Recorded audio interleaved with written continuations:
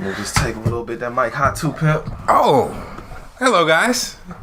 Welcome. You bitch. Oh, how many Kendrick Lamar fans we got out here? Gotta be a couple. Gotta be a couple. I'm getting hip. I have to admit, I'm not ever heard a whole Kendrick Lamar album. Wait till you get to Damn. What is it? Pimp a Butterfly. The Pimp a Butterfly. Yeah, that's the one y'all always talk about too. That's so. I don't know why I never jumped on him. Well, that's the thing until J. Cole, until the KLD joint, I never really fucked with him either. So recently, I'm slowly getting on with these newer cats. Old school's getting hip. Because the thing about it, the KLD album is like, I fucking love that record. I could play that shit. Like I guess I played that shit all week in the car. But that fucking one before that, the For Your Eyes Only, I didn't like that record. No, it was just a personal record.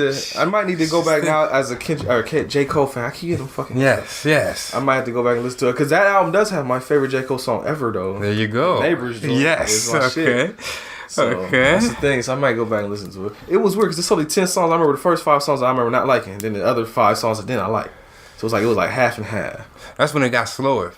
The end of the. Did it get slower? I thought it started slower. Maybe not. I don't know. Because then yes, I know it does change halfway through. I just can't remember which way it changed. Because the Neighbors is still in the beginning. That's like 3 or 4. No, that's number 6. Yeah. Is it? That's the start of like the 5. Okay. And then he must just ended on the whatchamacallit. Because after Neighbors is the folding clothes. I want to fold clothes for you. That's after Neighbors. Is it? Yeah. Oh. So I might have to go back and listen to it. I do have it, so I could listen to it. But PJ. I guess it's only fitting that we talk about hip hop at the start of the show because, well, before we tell them what we're doing, why don't you let them know, P? Theme music. Hey. Let's go. Video hustle, home video hustle, home video hustle, home video hustle, home video hustle, home video hustle, home video hustle, home video hustle, home video hustle, home video hustle, home video hustle, home video hustle, home video hustle, home hustle, motherfucking hustle, hustle, motherfucking hustle, hustle, motherfucking hustle, hustle, motherfucking hustle, hustle, motherfucking hustle. Hustle, motherfucking hustle. Hustle, motherfucking hustle. Hustle, motherfucking hustle. Hustle, motherfucking hustle. Hustle, motherfucking. What's going on, everybody? I'm Brent. And I'm PJ. And this is the Home Video Hustle. Hustle, motherfucking hustle. Halloween hustle in full effect. Yes. This is a big one. We've been waiting on this one. I legit had this Blu-ray pre-ordered on Amazon for months. Wait for it. Because it was the director, Rusty Cundiff, had to put out a tweet. And it was like, basically, hey, we're making this movie. And it's like, wait, what? Out of nowhere. And they're like, hey, it's coming out soon. Like, wait, what? That escalated quickly. So the moment the fucking Blu-ray picture popped up on Amazon, this here pre-order, click. That shit was done now. Because as y'all know, long-time listeners of the show, or new ones that went back into the back catalog, Tales from the Hood is one of our favorite fucking movies that we've done on the show. Yes. And me personally, it's one of my favorite movies of all time. Any genre, whatever, top 10. There you go. Don't know what number right now, so don't ask me. But just know it's in the top 10. There you go. Because I think that was in the era before we gave 10 pluses. We just gave 1 through 10. I think it had a 10, so just know it gets like a 20 plus. There you go. I love the first movie. Yes. So of course, hype levels were high with the sequel. I was very excited. Expectations were high as fuck. Yes. 23 years later. It's crazy. Amazing. Man. Yeah. Wow. So the thing now is the worry that it's not going to be as good. Because this went straight to video for one. Whereas the first one, it didn't, man. I don't think it went to theaters. I don't think it made a ton of money, but it had box office numbers, so it went to theaters. There you go. It's the same directors and writers though. That's good. Spike Lee's still producing. So we got to keep people back. So PJ. Yes. Tales from the Hood 2 is 1 hour and 51 minutes long. Rated R. But see, now is when you get a little nervous. I want you to guess this IMDb score out of 10. These are the people that watched it and gave it a score on IMDb. What do you think they gave it? I'm going to go 6. Lower. Oh. 4. Slightly higher. 4.3. Slightly higher. 4.6. Slightly lower. 4.5. 4.5 out of 10 out of 294 votes. Wow. And we're going to get back to IMDb later because we're going to have to read some of those reviews. Cause, let me hear. Okay. But the thing about this, and this is actually shocking as fuck to me. Guess the Rotten Tomatoes score on a 100%. It's Rotten Tomatoes. Let's go. Well, if that was let's go 38%. Higher. Okay, 50. Higher. 60? Higher. 80. Exactly. Oh shit. It has a fucking 80%. But this is like, I don't think is it critics or is it user reviews? Let me double check that. But I want to say that's actually critic reviews, I think. Wow. I wonder if That's it was because critics. That's not an audience score. That's a critic score. Maybe it was because of the social awareness. Commentary. Yes. Yeah, we'll see. We'll get Yeah, to it well, because yeah. we're going to read reviews from both sites and we're going to see why they're vastly different. You'll see real quick, PJ. Wow. So, PJ. Yes. Do you remember how this shit started?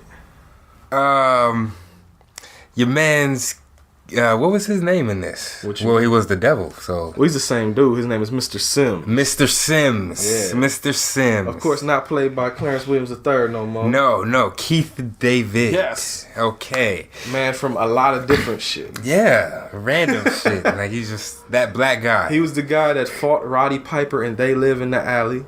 He was the black guy from The Thing that survived until the end. He's the dad in the beginning of There's Something About Mary, I'm pretty sure, when your boy Ben Stiller got his dick stuck in his zipper or something. Never seen it. I've seen that part. So I've never seen the whole movie either. Like I said, just a whole bunch of shit. Yes. If you listen to newer Ice Cube albums, there's a couple Ice Cube albums where he talks in between some of the songs. Interludes, yes. So yeah, he gets around. He's the voice of what the fuck is his name? Julius in Saints Row video games. Is he? Yes, he does a lot of video game voices too. Wow. He's in the Chronicles of Riddick. Like I said, the list goes on and on. He's just there. He's one of those. that dude. Yes. And as I said before, this movie is, I forgot to say, officially directed by Rusty Cundiff and Darren Scott. And Darren Scott is, of course, the director of Caught Up that we did before. Yes. And it's starring Keith David and a lot of other people. I didn't write nobody but Keith David because nobody probably knows a lot of these cats. There you go. It's a lot of people in this movie, so just know it's starring Keith David. The randoms. And we skipped too. Before you even get to the movie, the intro. Oh, yeah. When I first saw this movie, flags, PJ. Red flags immediately. Why? Just because it was... Because it reminded you legit, of a computer? No, it set the tone for actually how this movie's going to go. And I wasn't ready for that. Because remember the first movie, when they had the intro, what do you remember how it was? No. It was like the little ominous music, little horror movie type music, and there's a skull that is like panning around with the credits going around until it eventually zooms out and you see it's a skeleton holding a pistol with the sunglasses and everything on. You would remember that. Exactly. Like I said, top 10 favorite movies. But then this one, so it's like it has an ominous feel, and you see it's like got the pistol, so you know it's gonna be okay. It's like Tales from the Hood. This movie starts, and you got skeletons dancing and doing Michael Jackson poses with the like smooth criminal hat on and shit. And I'm like, yeah, okay, yes, I'm with it's you. More entertaining. We'll have to talk about that statement later. But just flags immediately. Okay. I don't know about you, but them was flags immediately. Huh. Well, I'm interested to see how this is going to go. I'm interested to see how this goes as well, PJ. Okay. But after the Dancing Skull intro, and it's not even like ominous music or nothing. It's like almost like comedy type. I was about to say party Halloween music. Yeah, there you go. Party Halloween type music that you have on a Halloween party. It ain't scary. It's just got like the little bit of spookiness to it, I guess you could say, for the... Yeah. It's like a good time Halloween track. And that's what I'm saying. Between that and the Michael Jackson dancing skeletons, I'm like, okay. This is not at all what I wanted or expected, but I'm going with it. I'm with you. So does Spike Lee have his hands in this? Or? It says executive producer. That means Spike Lee probably was just like, here's some bread, go make your movie. I think it's the 40 Acre and the Mule Company too. Like I said, he probably just gave him the money. Because Rusty Cundiff and Darren Scott wrote and directed it and all that shit. And they're in the movie in parts too, so... I think this is just their baby, and Spike Lee just blessed them with the cash, like, There you go. Go make that movie. Okay. I got this Black Klansman money now. Which I'm so happy that movie did as well as it did. I want to see We're going to do it on the show. Oh, yeah. Best believe. If it's out by the time February comes, best believe. Damn. That's fastly approaching. But now. Oh, one more time. Before we get exactly to him, they're pulling up to like what looks like an Air Force base or some shit. Or like an airport or something. And there's a sign that says Dumas Beach. Yes.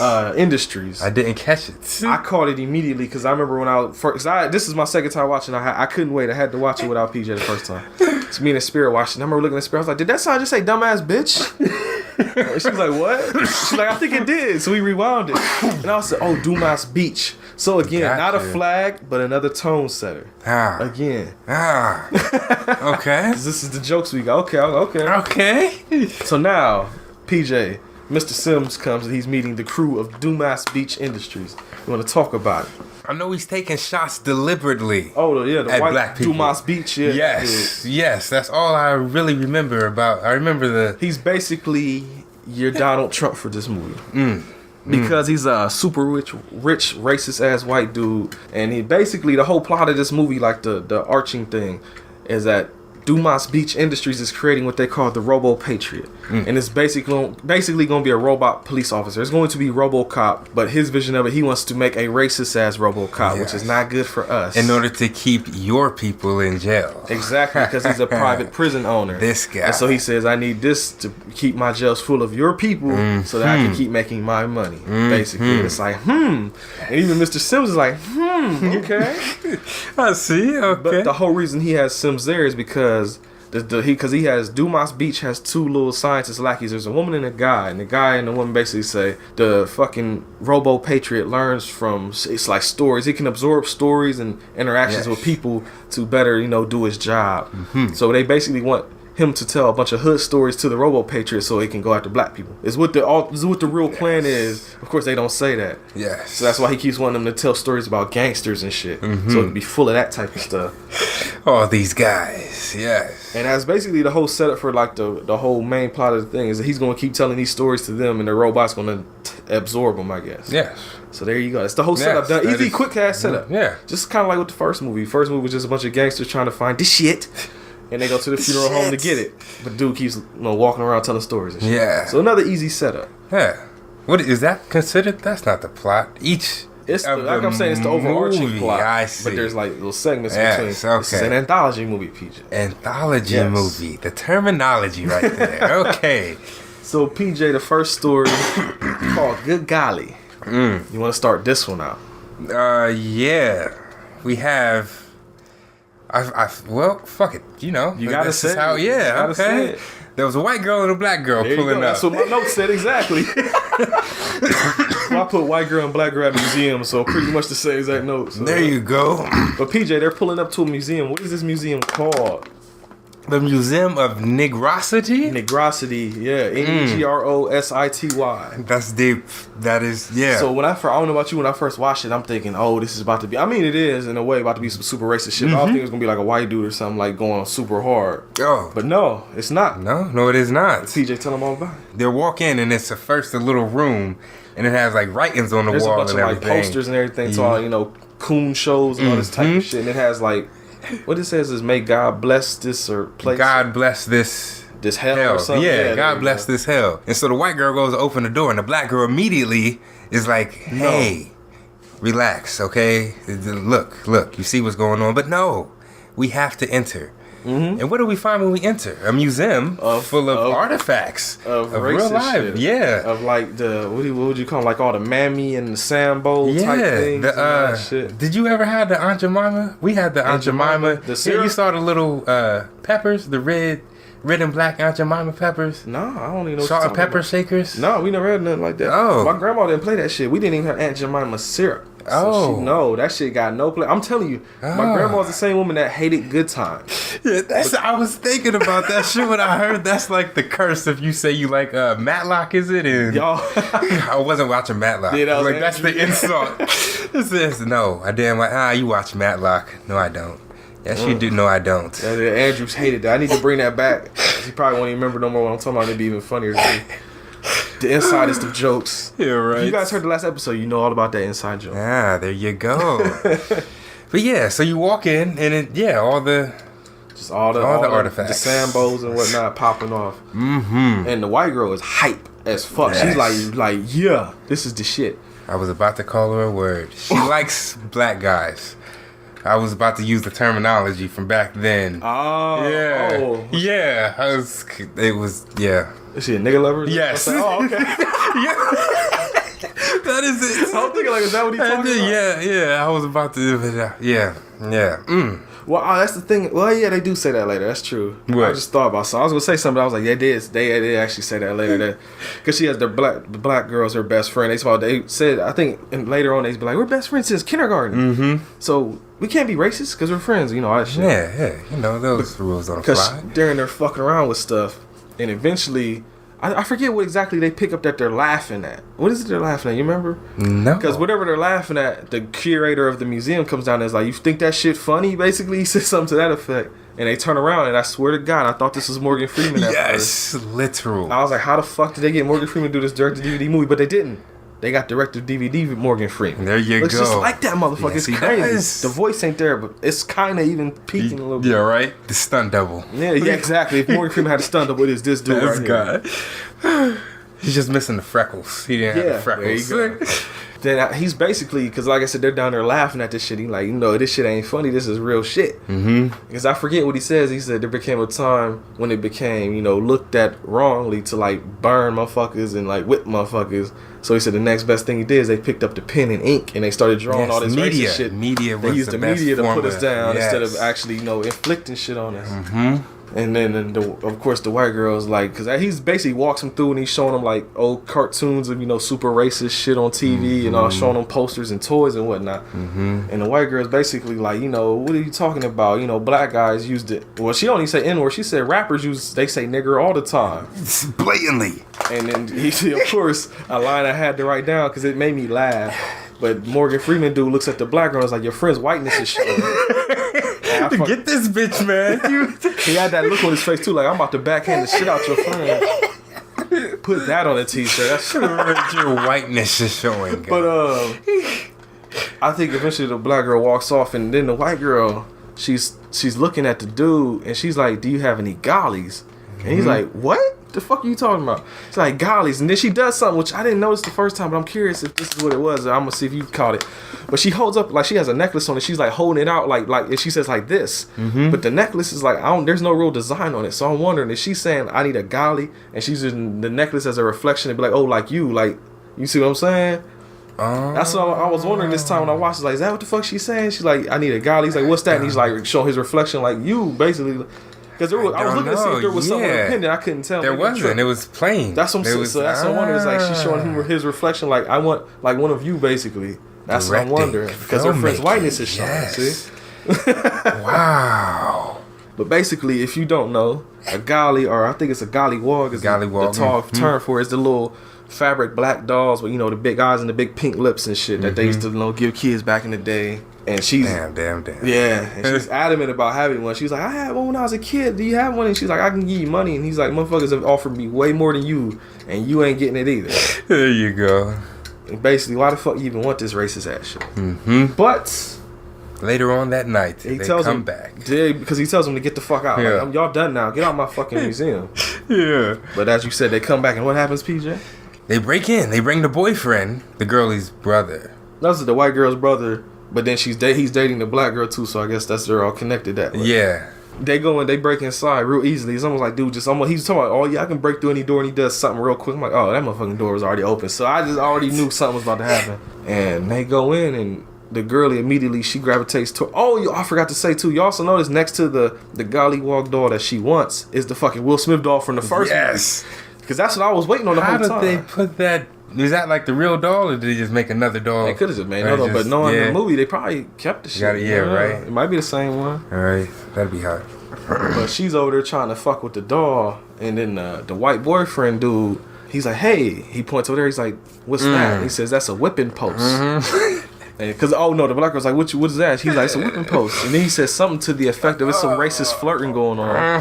Because he's like, he's like back in the day. He's like, that's what we would have used back in the day to whip your fine black ass or something basically like that. And it's like, ooh, and that's actually working for her. Yes. Because she goes up to the post and basically sticks her ass out toward him. It's like, oh, I've been bad, or something to that effect. And he actually picks up the whip and starts he's not actually whipping her, but he's playing, smacking it against her butt and shit.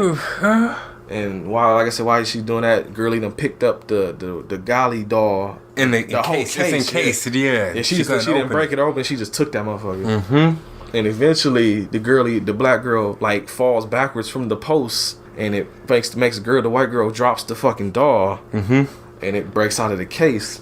But then when she, we skipped something. Fuck, go rewind just a little bit. Before that, before the fall and the post and shit, they actually pick up a book. I don't remember what it was called right now, but it was like a gollywog book, and they're reading it. And you could tell black girl's finally starting to feel uneasy a little bit because after they read the passage, she's like, that's kind of racist. Yeah. But then the boyfriend's like, yo, what's that? And there's another book and it says Gollywog Goes to Hell. And they open it up and it's like one page of text and then every other page is blank. So it's like, uh-oh. Something's going on. And then eventually, like I said, then the fall happens and the glass breaks. And then the white girl picks up the doll and they're like, yo, you bleeding? You all right? Did you cut yourself? And she's like, oh, no, whatever. And then, actually, no, I think we might have, I'm not going backwards again. I think we actually reversed that. I think they read the books after that she picked the doll back up and she was bleeding. But whatever, y'all don't get what we saying. But who got fucked up first? She had the doll.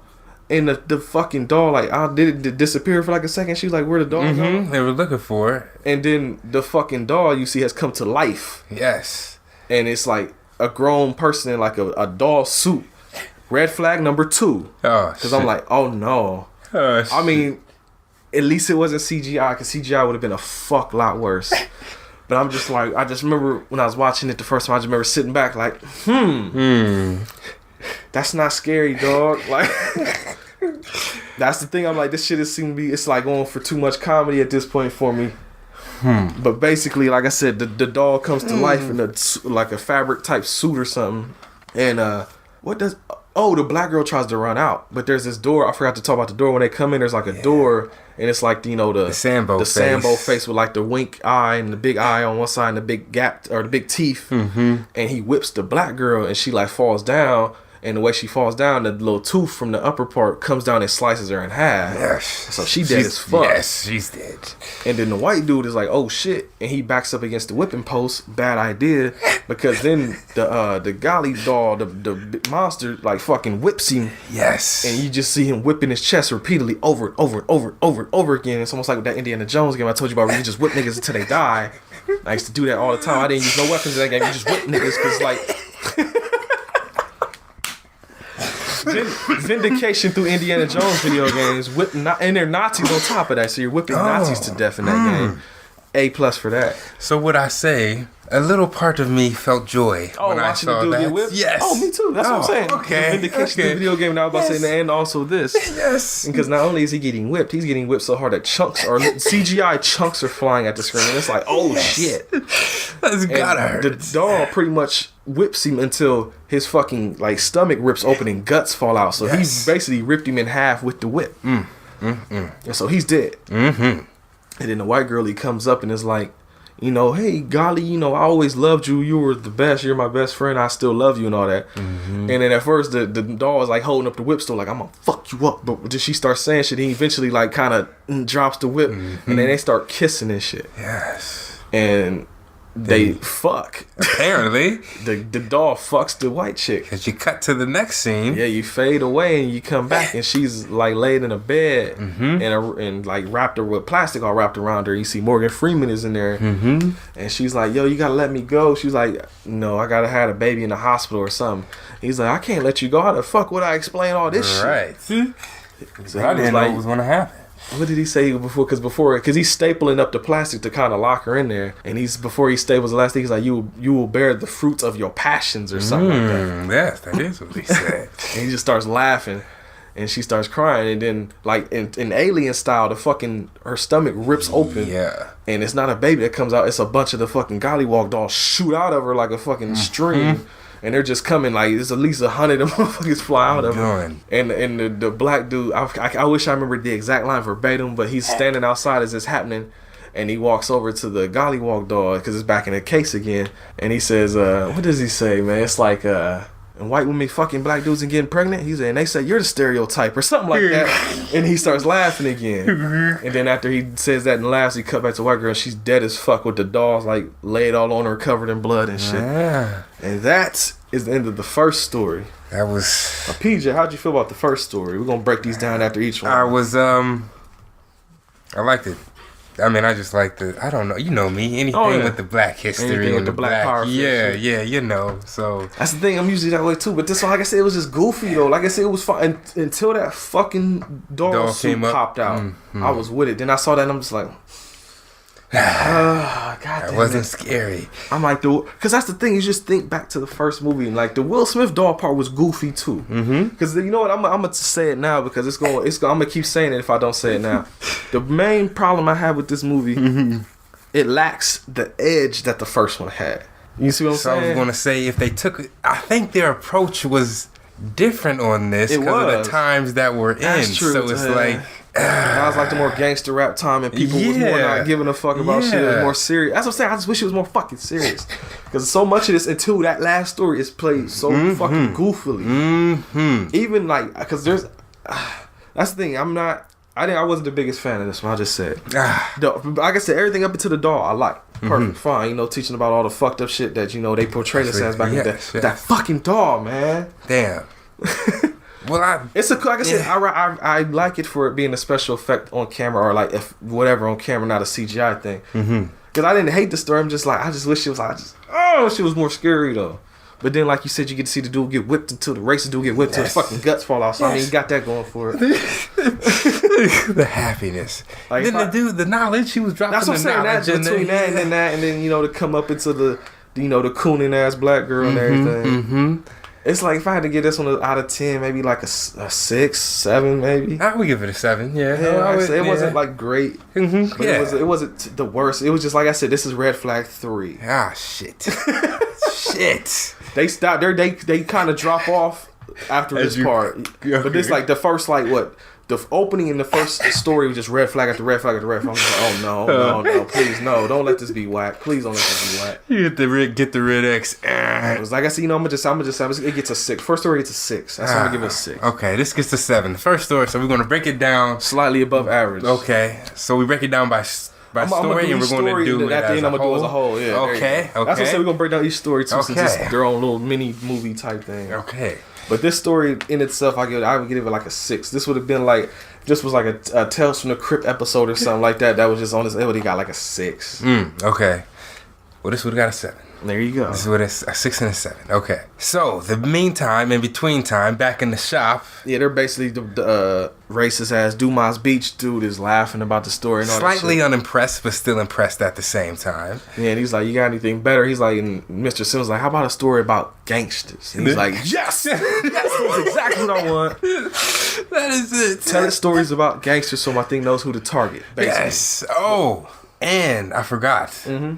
First time shit is dropped, but it was just mild. Somebody said shit because he said something, and then he was just I didn't realize it after the first part. Yeah. Basically, as you all know from the first episode, the shit. Yeah. The shit. The shit was like one of our favorite parts of the first movie. Yes. And everybody knows it. Like I said, I even put a clip in the first episode of the game song called The Shit. And he sampled it. So that's like a key thing from the first movie is the shit. And it comes back gloriously. It's one of the best parts of this movie. Yes. But like I said, PJ, they teased it at first. Yeah, because I heard it, and it just was like, oh, okay, that was nice. Well, basically, the shit has become a trigger word for Mr. Sims, basically. Yes. And we'll talk about it as it gets worse, because it's glorious. Yes. But basically, he wants to tell a story about gangsters. So the second story, I think what's it called? It's called like The Seance or something like that. And with the gangsters.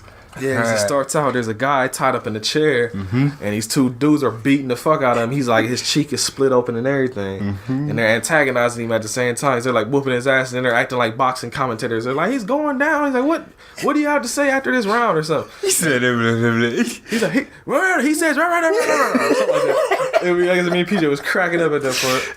Shit. Yeah. Eventually, the main little thug dude comes over to him and is like, look, bruh. We know you got the paper. We need that money. Can we get them ends? And dude's like, look, I'm out of the pimping trade and all that bullshit. He's like, I went straight now. I had a revelation. Yes. And then, of course, your boys, so one of them in the background laughed and said, he had a pimpalation. And that made me smile because Pimp C's album is called Pimpalation. There you go. But he basically goes into like a little spiel, like a little soliloquy, basically talking about, you know, he want to help the hood, and the money he has is for a charitable organization that he has.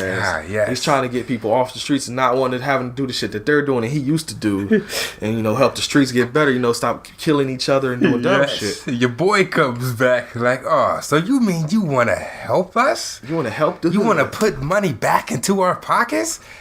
Yeah, fuck all that shit, nigga. Pistol whip. It's like, man, fuck your United Negro College Fund. He's like, if any of them niggas want some money, they can come work for me. There you go, sell dope. How about that? I got the money. Oh, shit. And so, basically, the dude know he basically fucked because he's not going to tell him where the money is. So he's like, you know what? I'll tell you where the money at. Dude, the main dude's like, all right, where it at? He said, I got this crack house, super scummy, bad part neighborhood. He said, there's a woman in there. And she's like the nastiest ass STD ridden ass bitch in the world. Said they use her blood to kill like fucking animals or some shit like that to put animals down. And he was like, and the dude was like, oh yeah? And then he was like, yeah. You know who that woman is? He said, nah. He said, it's your mama, bitch. He said, the mom put the money in her snatch. Dude kind of smiles. He's like, oh, okay, you think you funny now? And he starts choking that motherfucker. He's like, so I'm talking about my mama, bitch. Yeah, bitch. And then one of the dudes had to yoke him off because he's about to kill him. And he's about to like, you know, get off me, get off me. And then the other dude that was to the left of him just like, laughing. He's like, that was funny as hell. He said, that was fucking stupid though. Basically like, you know you fucked up, right? Yeah, you know you just fucked. Alright, listen here, little bitch. You could do that movie one day. Right? Oh man. But while he's fucking with dude again, guy and the main dude is like basically like who do he fuck with? And the other little lackey dude's like, he got this girl. I forget what exactly. He's like she's a dancer. She's something. And he's like, oh yeah, you think we go fuck with her? He'll give up the money. He's like, man, hell yeah, that bitch fine as hell, bro. You know all that type of stuff. Yeah, got to, because if you want to say that. So while they're talking, dude is back antagonizing the other thug because he starts laughing, and the little thug dude was like, man, what's so fucking funny? He's like, man, I was just thinking about them stories I heard about when you was locked up in San Quentin. And he's like, I heard like whatever name. He's like, I heard Hector was in there making you his little bitch or something like that. He said, now you come out acting all tough. And he starts laughing at him or something. And then dude is like all pissed off because he like he don't spit on him. Yeah. Oh yeah, he don't want that story getting out probably either. So yeah, I think he punches that motherfucker so hard he just kills him because there's like a whoosh noise. And he's like, and they run over like, what the fuck? Why you hit him so hard? He's like, man, fuck. You know, they're all pissed because dude was like, now we don't know where to fucking get the money from. Right. So you basically done fucked the whole plan up. So main dude's like, man, just go fucking, you know, cut up the body, dump it, do whatever. He's like, you can do that, right? You can't fuck that up, right? Right. So then it cuts, and this actually confused the fuck out of me when I first saw it with Ayana. I thought the DVD skipped because it's such an abrupt fucking change in tone. Yeah, right. Because you got the gangster shit, but then it cuts to like a live studio audience, and there's these older two white women in there talking, and you find out it's like a was a little telepathic little dude. Like I think there was a cat. What was his name? Was his name like John Edwards? Had a TV show where he did this exact same shit. I think that was his name. I know the girl, the Long Island medium. Yeah, but there was a dude. I think that was his name. It was something Edwards, I think maybe. But he actually did it that exact same way. It was an audience, like it was like a talk show Oprah style thing, and he came out there and did that shit. Wow. Yeah, it was a big thing back when like early 2000s or so when I was a kid. People really fell for that, huh? Yeah. Wow. And they're in the audience because the girlie wants to come on the show and ask questions about her dead husband's fidelity or whatever. Yeah. Because she's like, I just want to know if he cheated on me at all while he was alive. And girlie's like, bro, he dead. And like her friend's like, what the fuck do you care? These motherfuckers ain't gonna tell you. These niggas is fake. And you find out that they are fake because there's little speakers hidden in the side of the chairs that is listening. Yes. They're listening to everything. And people are in there taking notes like, okay, her name is this. She had a husband named Frank. And he, want to find out. She was basically just like giving him the script, basically. Yes. This is who you need to go with and this is what you need to say. He's in back there talking shit to him. Super asshole. It's this older white dude. I can't remember his name at the moment. Well, hold on. I think I wrote it down somewhere. Is it Frank? It's not. Oh, that's the husband's name. Yeah. Didn't write his name down, so fuck him. But the thing is, you probably won't get this reference because it's a wrestling thing. But this guy, there's a wrestler named EC3, and this guy in this movie playing the telepath looks like he could either be him in like 20 years or his dad. Let me show you a picture of EC3 real quick. Okay. Because when I saw him the first time, like, what the fuck? Like, he looked just like old boy. This guy. Like that ain't him, is it? Like. Oh, low key, yeah. Yeah, he looks a little bit like he be his dad. Yeah. Damn. So the telepath goes out there and does his fakery. He goes out there and pulls up that woman and is acting like her husband. I don't know. How did he know she was country? Like, what they do? Research on her or some shit? I guess maybe by the tone of her voice or something, maybe. That's what I was thinking anyway. There you go. So it could have been that. And he basically impersonates dude, and she's like, "Oh, were you cheating on me?" He's like, "No." You told him when you called the hotel. He's like, "No, that was the maid. I never cheated on you. You should have just asked me." And then she's all happy and shit. Mm-hmm. Then you cuts to old boy, one of the thugs. Mm-hmm. Yes. He's actually watching it on TV, and you see he get that light bulb over top of his head. He's like, "I got an idea." He calls the boys like, "Yo, I got an idea." Know what we gonna do? So then you cut to the telepath dude is at his house. Yes. Get a knock on the door. This fine ass chick is at the door, and he's like, "Yo, I'm about to get some pussy." Right? How may I help you? So he's like, "Give me one moment." He shuts the door just a little bit, turns around, he's doing the thing where he check his breath and fucking with his hair. Turns around and a gun is in his face, and he's like, "What's up, nigga?" So they all go sit down. And they basically tell him the plan. We want you to contact this dude we killed and find out where this money is. We want to talk to him through you. And dude says the smart thing, which I thought too. I'm like, he's like, "Well, if you killed him and he didn't tell you, so what the fuck make you think he's gonna tell you now?" They like, "Well, we got his bitch, and if he don't want her to get murked, he gonna tell us." There you go. And dude tries to be like basically telling him he's fake. I'm like, "I don't know. I don't." What if I told you hypothetically that I can't really talk to spirits? And they give a serious ass look and it's quiet, and all of a sudden they just burst out laughing like, "That was a good one. Now go get that shit ready." You're funny. That was a good joke. So he's like, "All right, give me a minute." He goes into the bathroom. He's panicking because he's like, "I'm gonna fucking die, bro." And he kind of smacks himself a little bit in the face. He's like, no. He's like, "You a fucking master performer. You got this shit." Right. They just some dumbass thugs. I want to say his name is John. Maybe. I feel like he was. Come on, John. Okay, just call him John now. Let's go, John. John Doe. There you go. There you go. See? But so yeah, he hypes himself up. Come basically. on, John. Come on. Like I said, they're just dumb thugs from the hood. I can do this. Yes. Takes a deep breath, goes back outside. They're at a table getting the seance ready. The thugs, the girl, and him. And he has the candles lit, and he's basically like, "All right, I'm gonna count down from 12, and when I get to 1, you'll be talking to him." And so he's counting down slow because he's nervous, trying to probably figure out how the fuck he gonna do this. Right. He gets to like 3, and he starts going like, "Oh," and twitching and shit. And he starts doing a little horror movie thing, like the little Jacob's Ladder thing, where his head starts shaking real fast and shit. And he actually doesn't get taken over by him. He gets taken over by a bunch of different people that they killed. Because like the first voice I think is like a girl. It's like, "Oh, you killed me and all that shit." And the thug dude that punched the guy in the beginning, he's like, "Man, fuck you, bitch. You wasn't nothing but a hoe," or something like that. And he changes again, and I think it's like a mafia gangster, Italian gangster sounding dude talking to the main leader. He's like, "Oh yeah, you killed me and you gonna try and take over, but you just a moolah. You not gonna." No, it like I said, it goes through that like 4 or 5 times, go through a bunch of different people until finally it gets to the dude that they killed, and he kind of like raises his head up slow. He's like, "You motherfuckers had the motherfucking nerve to bring me back," or something like that.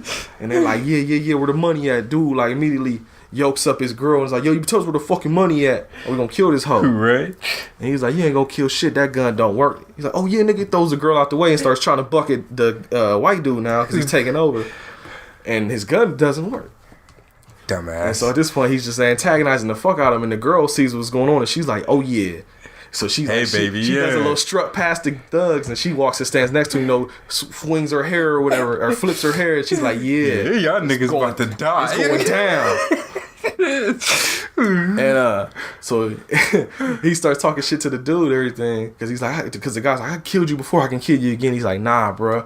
He looks at the girl, he's like, "You know what my favorite like R&B group was or something?" And she's like, "The Spinners." He said, "Hell yeah," or something. And he actually like telepathically like twists this motherfucker's head like maybe 2 times and breaks the fuck out of his neck. It reminded me of Saw 3. You ever seen Saw 3? Yes, I have. You remember there was a guy that was on like the torture rack, and it was like slowly twisting his arms and like breaking him and shit. And because it did his arms and legs, and then the last thing it did was twist his fucking head all the way back. It looked like similar to something like that probably. So that dude is fucking dead. And of Drop course, to the ground. PJ. Yes. Pop quiz. Okay. Who are the Spinners? Name a Spinner song for me. I can't name one, but I know them if you sing them. That'll be like, "Whenever you call me, I'll be there. Whenever you need me, I'll be there. I'll be around." Oh, how does it go? How does it go? I can't remember. He said, "It's something about a man, rubber band man." The Rubber Band Man song. No. You don't know the rubber bands, man? No. Hold on. Nah, I'm not talking about T.I. either. Yeah, right. You know, because it starts like don't. That. This is the Spinners. Yeah. You know, Wow, you know that song Mom. now, right? Yeah. Oh, I said, yeah, your mom might play that one. That's what it is. Pay yourself. I never knew what they were saying in the Rubber band, man. Yep, there you go. What does that mean? Somebody told me before that there was a guy that would actually dance with like rubber bands and shit on stage or something like that. Like in between his toes and his fingers and shit, and be dancing with him or something. Oh. You know another good Spinner song too? What? Could it be I'm falling in love? Yeah. That's the see. I told you. I knew him. I just don't know him by name. Oh, the other big hit of theirs. You. Damn it, the Spinners. Okay, Another yeah. big hit of theirs is it's a shame. The way you listen, whatever the fuck he says, right? Do you know that song? I might. Gotta play. You know. It's a shame. Oh my gosh, okay. That's the Spinners. Wow. Hurt me. It's a shame. I'm gonna listen to this or something. I got a whole greatest hits of the Spinners CD. Do you? Oh, they got that Love Don't Love Nobody. That's another good one too. Wow. Hip hop knowledge for that ass. Or not hip hop, I'm sorry. R&B knowledge. Soul knowledge for that. Yeah, right. I'm used to doing hip hop so much. That's the Soul. Spinners. And of course, if you didn't get the joke, he said the Spinners and he spun his neck around and killed him. There you go. There you go. Yeah. Just in case you didn't catch that.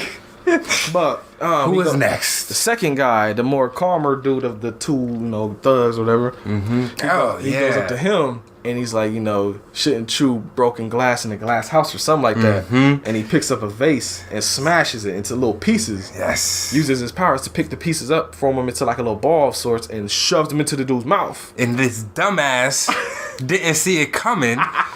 And he was standing there with his mouth open. Like, shut your fucking mouth. At least, I don't know what else you think he's gonna do, but damn.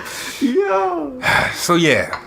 Has it go in and has him ingested, I guess. And he goes down through his throat to his stomach and everything. It's probably just like rummaging around, cutting all that shit up. That killing him from the inside. Slowly. Die slow. And he finally opens his mouth and you just see blood and chunks and glass coming out his mouth and he's fucking dead. Yes. And the girlie is hyped, but she's like, yeah, you fuck him up, baby.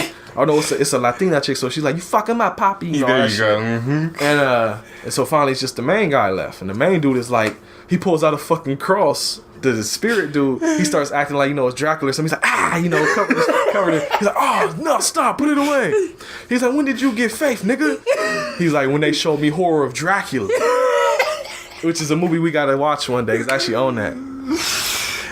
And thank you, dumbass. Let me tell you why that's not gonna work. Yeah, because he stops faking. He just like with a serious face, like dumbass. Yeah, you gotta have faith for that shit there to work. There you go. Oh, shit. So he tells him, basically he's just talking shit to him, and he tells him, look, you always wanted to be powerful, like the most powerful motherfucker in the hood. He said, I'm gonna give you more motherfucking power than you can handle. Mm-hmm. And there's a chandelier above him, and two strings or wires come down, and they fucking go into either side of his neck, and they fry his ass. 500 watts. Electric chair. Standing electric chair. That sucks. And so he starts smoking, and yeah, it's just the CGI flames on his face and everything. Mm-hmm. He's done now. Right. Oh, he did say a joke too. I forgot that made me laugh though, because the black dude or the thug dude before he killed him was trying to reason with him. He's like, look, we brought you back. You got a new body and everything. He was like, yeah, my other body had a bigger dick. No, he said my dick was bigger than the other, or something like that in my real body. He's like, man, that shit overrated though. He's like, ask girly, and she just kind of looks him up and down like, nigga, shut up. Did that mean that he fucked her, or was that just? No, he's just basically saying, big dicks is overrated. Ain't that right, girl? Oh, like trying to get her to back him up, and she's like, no. Yeah, right. But then, like I said, he killed the dude, and he's like, I guess I'm gonna have to get used to living in his body now. Mm-hmm. And he's banging him and the girl kiss, fade away, and it cuts back to the live studio audience again. And your man is coming out on stage, and what does he say, PJ? What does he say? Oh, I can talk to dead spirits now. Nah, he walks out. They're all clapping and cheering. And he's like, yo, sit down, sit your asses down. There you go. And when they all sit down, he starts smiling because he hit the girl as his assistant too. She's all dressed up. Mm-hmm. So they like living. So basically the white dude gets fucked. He's like thrown out of his body. He's a fucking spirit somewhere. I just thought about that. He got fucked over. But But he was an asshole though, so fuck him. Because the black dude took over his body. He's looking at the crowd and he just goes, "Which one of you motherfuckers want to talk to the ghost first?" or something like that. And he's smiling, and then that's the end of that story. Yes. So PJ, what do you give that story out of 10? What you think about that one? That was an 8. Yeah, that was an that's 8. my second favorite one in the whole movie. I love that one. That's an 8 bro. for me too. That shit's funny. But that's the thing. That's what I'm saying. It's more comedy than horror. I liked it a lot though. I can't lie. That shit made me laugh. But it's like I need more horror. Cause that shit So them wasn't getting scary fucked at all. up wasn't. No. Hell You went no. at the. I see. Oh, you know, cause this think about the first movie, PJ. The first movie had the first story with the the black politician that got beat by the police. Yeah. And then he got drugged and killed and dumped in the water. It came back as the zombie, and it shows him like grab the dude by his dick and jank him into the fucking hole. One guy gets his fucking head ripped off. The other dude gets nailed to the wall with syringes to his body. Posterized. Yeah. And then, like I said, then you got the fucking second story where the dad got beat up and twisted with the paper, and he's beating his son and everything. Yeah. And they showed him, I think he was all contorted and looked all fucked up, and they put him on fire. Third story had the fucking racist dude get beat up by the Will Smith doll, and they showed him getting ate up and blood going everywhere and everything. Then of course the fourth story had fucking the gangbangers like shooting each other and blood flying everywhere. They put the dude in the machine and made him look at all the old racist ass shit and all the like bodies that was killed in drive-bys and lynchings and all that shit. And he got fucked up. That's what I'm saying. The first one had just was like, it was perfect. I love that movie. It was just, it took itself more serious and it was actually like horror in that shit. This one is just comedy so far. It's killing me right now. Well, then imagine. Okay, all right. Well, let's imagine the whole thing, because that was. I feel like that was still, relevant of the times for back then. That shit is still relevant now. I mean, that's what I'm saying. But now it's like, imagine this whole movie being like this last story. Like, that's not really. But that's what I'm saying. It didn't have to be all like that. But I'm saying the first one had a good mix though, where it was like it took itself serious. It had little shit they was dealing with, but it wasn't all funny. It had funny moments. Yes, okay. And shit that wasn't supposed to be funny that we laughed at. Right. For real, the guys were the fun. The three, your boy, the sap nigga in every movie. They were the funniest. Oh, the three dudes in the main story. Like they were. That's what I'm saying. That's where like a lot of comedy came from. But a lot of stories didn't have a whole lot of comedy. Yeah. Because you weren't gonna laugh at this dude getting beat by the cops with strange fruit playing and shit. Right. And then the other story dealt with child abuse. Yeah. And the third story was about a fucking racist and a sellout, and all that shit. And the fourth story was about trying to convert, thugs and that shit not working. That's what I'm saying. It was serious issues going on. Yeah. And like I said, the first story was, it had the thing, it was talking about like the dolls and all that shit. Fine. Yeah. And this story was just, just thug story. And like, that would be any like kind of TV type show or something. It's not. That's what I'm saying. It's not as sharp. That's just the blade is dull as fuck right now. I'm not feeling it. I'm liking it because I did get this segment an 8 out of 10. I did like it. I did like it, but I'm just wishing that it was more like the old movie though. Okay. And after the second story, you're back with Mr. Sims in the Dumas Beach. And he's liking that. He's feeling it. He liked that story because it was all about gangsters and getting fucked up. Yeah, we can work with that. These are the Robo Patriots going to get a lot of info from that story. And then is it this one when he goes off? Before we go to the next story. Oh no, I think I wrote down the shit in my notes when he says it, so don't worry. Okay. We're going to get to that.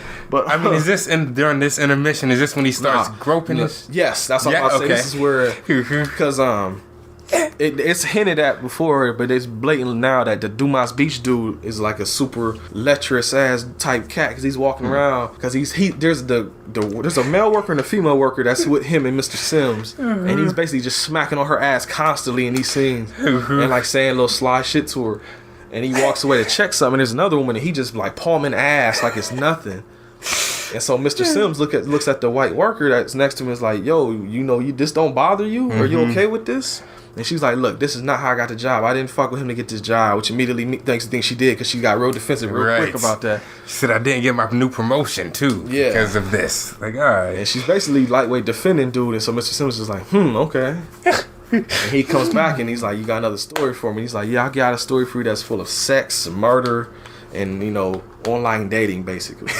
Oh, I forgot about this story. Exactly. We'll get to that. So this next story, I don't remember the name of it either, but there's a reason why. Yeah. And it deals with a black guy, it's a young black dude and a young white dude. They're driving, and I guess they were on Tinder, they said. And the white guy had been talking to a black chick on there, and they wanted to meet up with each other. But the black girl, he was like, hey, I got this friend. You got somebody that can fuck with her? And he's like, yeah. So And he joking with the dudes. He's like, yeah, I told her I had a friend. He ain't good looking, but I got a friend in there, laughing about it and shit. This shit took a turn. The more I think, I really forgot about. Yeah, okay, okay. We'll get to it a little bit. I don't want to say nothing yet. Yeah. But they're in the car, and basically they're plotting. There's some fucking some hunters basically online. Or what's the word? Predators. That's the word. Not hunters, predators. Because their plan is basically to get in here with these girls and drug them and do whatever. They're them type of cats. So they get to the house and everything's fly. Girlies is on it super hard. Playing cards against humanity. Which actually, me and we have that game upstairs. It actually is kind of fun. It's probably more fun with more people as it was me and her just playing it. Word. But that game is fun, and they're playing that, and the flirting is hardcore. The girlies are securing these dudes super hard. The dudes ain't even really doing shit. The girls is on it. Yeah. So, this part confused the fuck out of me when I first watched this movie, because the black guy is talking to the two girls, and behind them, the white guy is getting drinks, but he's spiking them with the date rape drug. Yeah. And I'm like, why are you doing that? Rohypnol. Rohypnol, as the Dr. Human Centipede would say.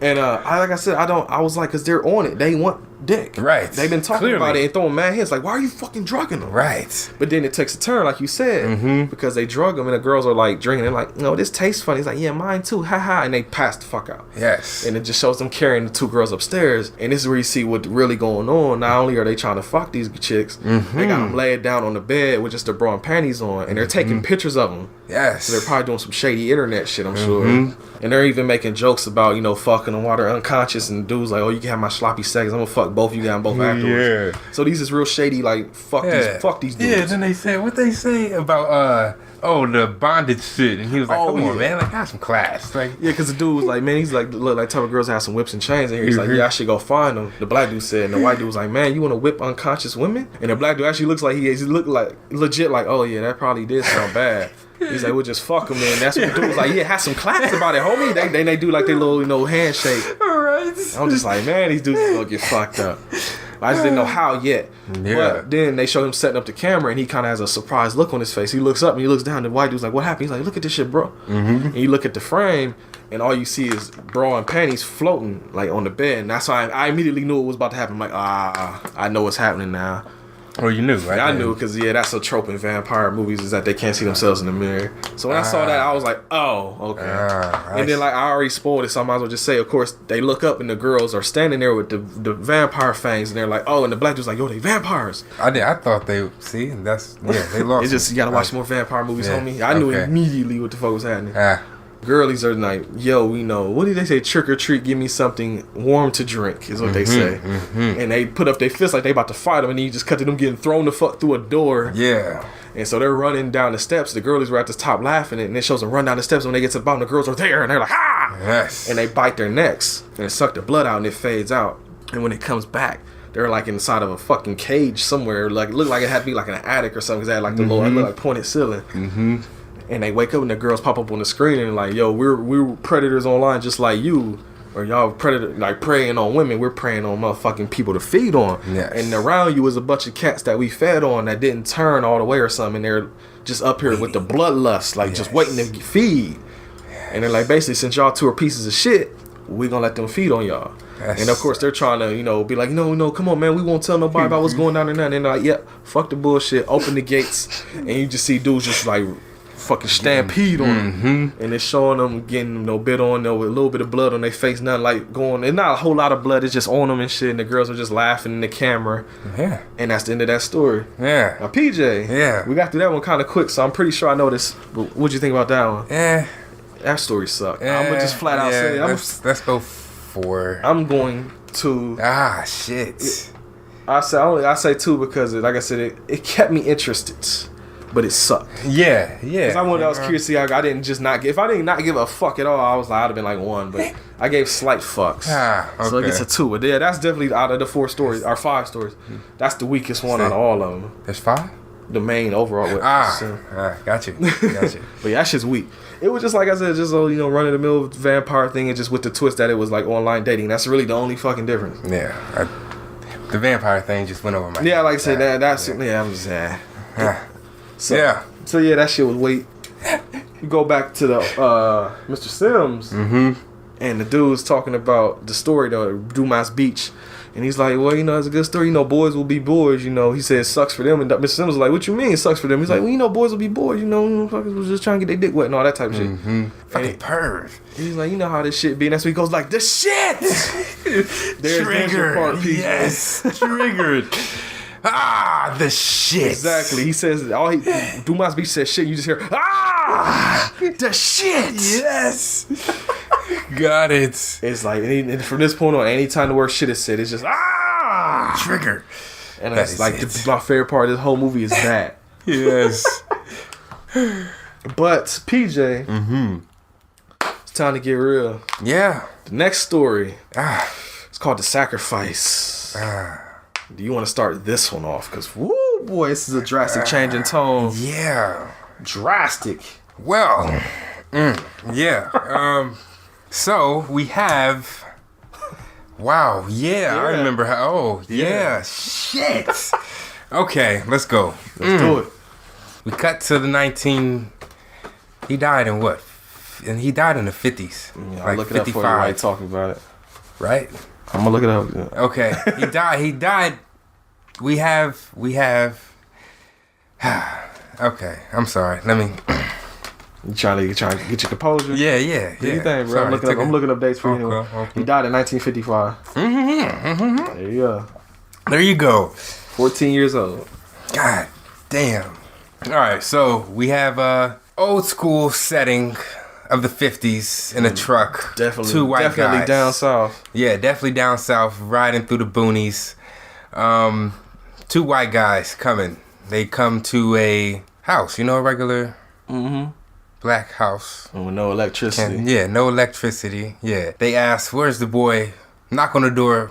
Where's the boy from Chicago that was doing all that talking? Yep. Dad said in the room. He looked at whoever his man's was.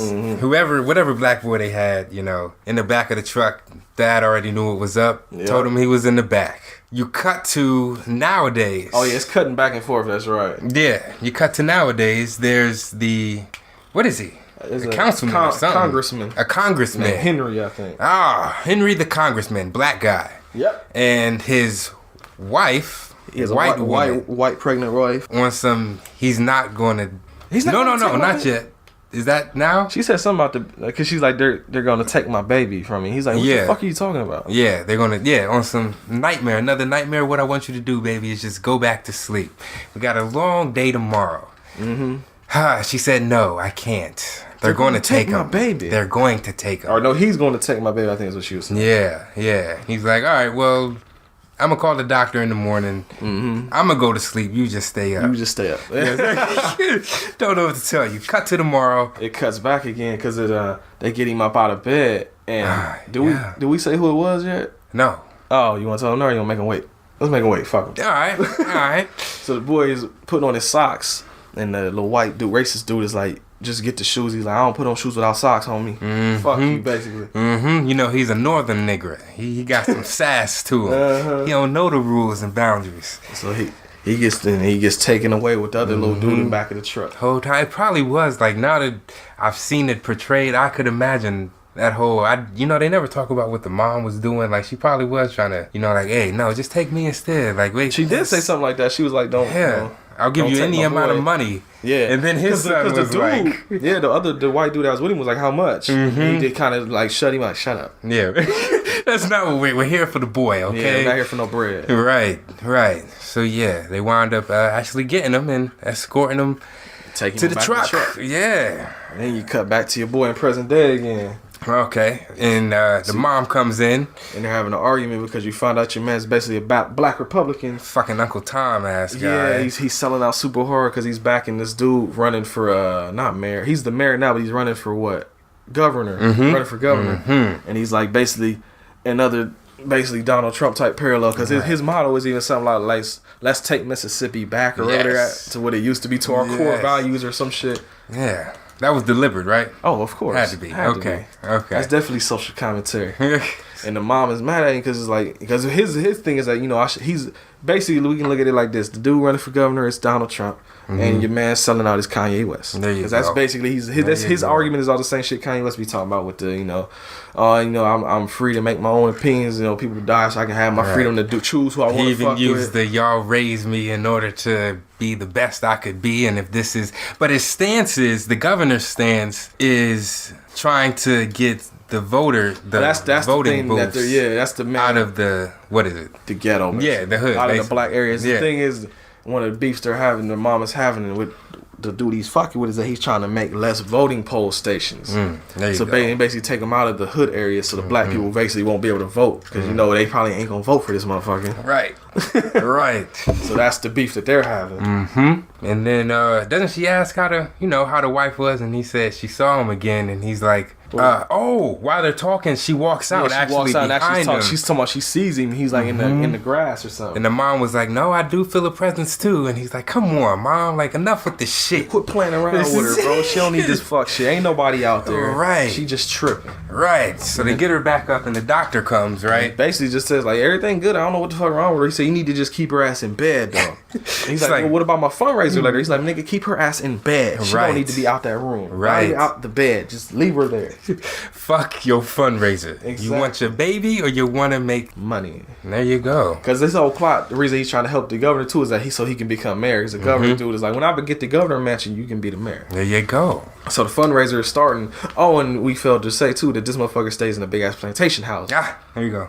And so you get the imagery of like this fundraiser starting, and it's just a bunch of white people walking to the plantation house because there are, of course, no black people, no backing this dude except for him. Right. And so the governor's up there, you know, he's just doing his little speech, talking about, you know, we're gonna make it great again, basically. And he's like, you know, back in the day, he's like, it's good that my man Henry here is helping me because, you know, back in the day, he wouldn't even be allowed outside. He would be serving y'all. Yeah, that's Instead right. of serving me, he would be serving us. Yeah, there you go. And then he even says something. He's like he lives in this nice plantation house with a white wife. You know, just put emphasis on that white wife shit. And they're all clapping and shit. You can tell your boy looked like he kind of for a second felt some type of way, but he kind of smiled it off again. You know, it's killed the inside. The soul died a little bit for a second there. Oh shit. It cuts back to the old school now because it has the two dudes take the boy. Man, what the fuck? I'm gonna just say who it is at the time. It's Emmett Till, basically. It's hard to talk around by now. Yeah. So basically, the story of Emmett Till is going to run in parallel to your boy Henry's storyline. So Emmett Till is getting taken back to this little to their house or garage or something. There's a post and they tie him to it. And they basically telling, you know, I don't know what the fuck poison they feeding y'all up north, but down south niggas have respect for the white man or something like that, basically. He said, I don't respect nobody that don't respect me. There you go, exactly. And then I think he hits him after that, and he's like, and he tells Emmett Till like, what he says, I'm a reasonable man. I ain't never beat a nigga in my life, but if you don't fucking do what I'm fucking telling you to do, you gonna get fucked up. And then the little sellout friend behind him was like, man, just tell them what they want to hear, man, so that they might not beat you as much. All right, that sucks. Might not beat you as much. Like, you're still gonna get beat, but it might not be as much. You might not die. You might just be fucked up, basically. Damn. And then he looks back at Emmett Till, and Emmett Till looks at him and he says, I'll die like a man before I live like a nigga. Whew. And so, of course, the white dude is not happy about that shit. No. And so he starts pistol whipping him in his cheek and all that shit. And then you cut back again to the fundraiser in present day. And now, while they're all downstairs in the living room partying, because people out there were actually signing checks to get this dude money for his fundraiser. And the wife comes down bugging the fuck out, like, he's here, he's gonna take my baby. You know? So he chose to live. Yeah, he chose to live. So now we're gonna lose my baby. He's choosing to live. Yeah. Because the gist is, you wanna tell him now or make him wait? Nah, make him wait. Make him wait. Okay. Yeah, make him wait.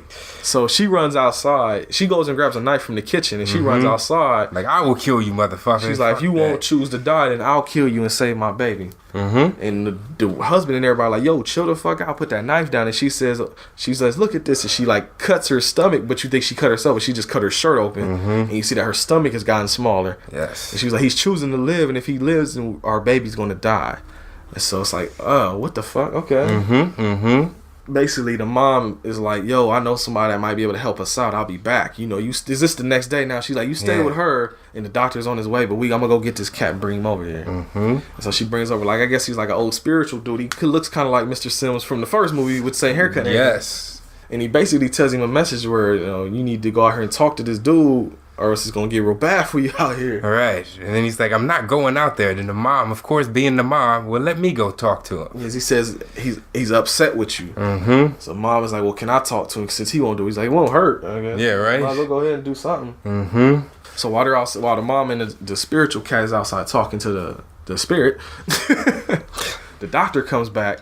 And he's facing them with his back to the door. So homie comes out and put his arm on his shoulder and like, hey, what's up? Martin, I think was his name. He said it's doctor. He's like, whatever. it's doctor, whatever my name is. And the dude kind of like, oh, whatever, motherfucker. I thought he was just pissed at first. I was like, oh, yeah, shit. at first when you first see, you're like, what the fuck up with this dude? Okay. Like I just figured he probably like, man, y'all keep calling me out here. Yeah, Man. Like, yeah. So then they go upstairs. I forget exactly what exactly triggers this whole thing, but he says something about that he's feeling on the girl, something like, yo, this shit is crazy. And the dude is like, and then Henry's like, yo, can we save the baby? Like, what's going on? And he looks at him, he's like, you mean to tell me that's your baby or your seed inside her? And he's like, yeah. And he just smash cut the doctor just leaving. He's like, I'm not. He's like, he's like, I'm not helping no nigga babies or something like that. And it's like, whoa, what the fuck just happened all of a sudden? She said.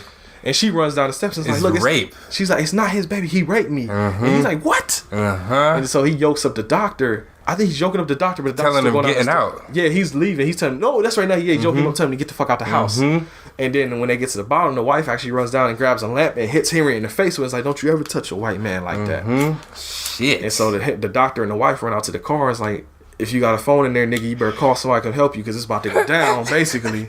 It's basically what happens.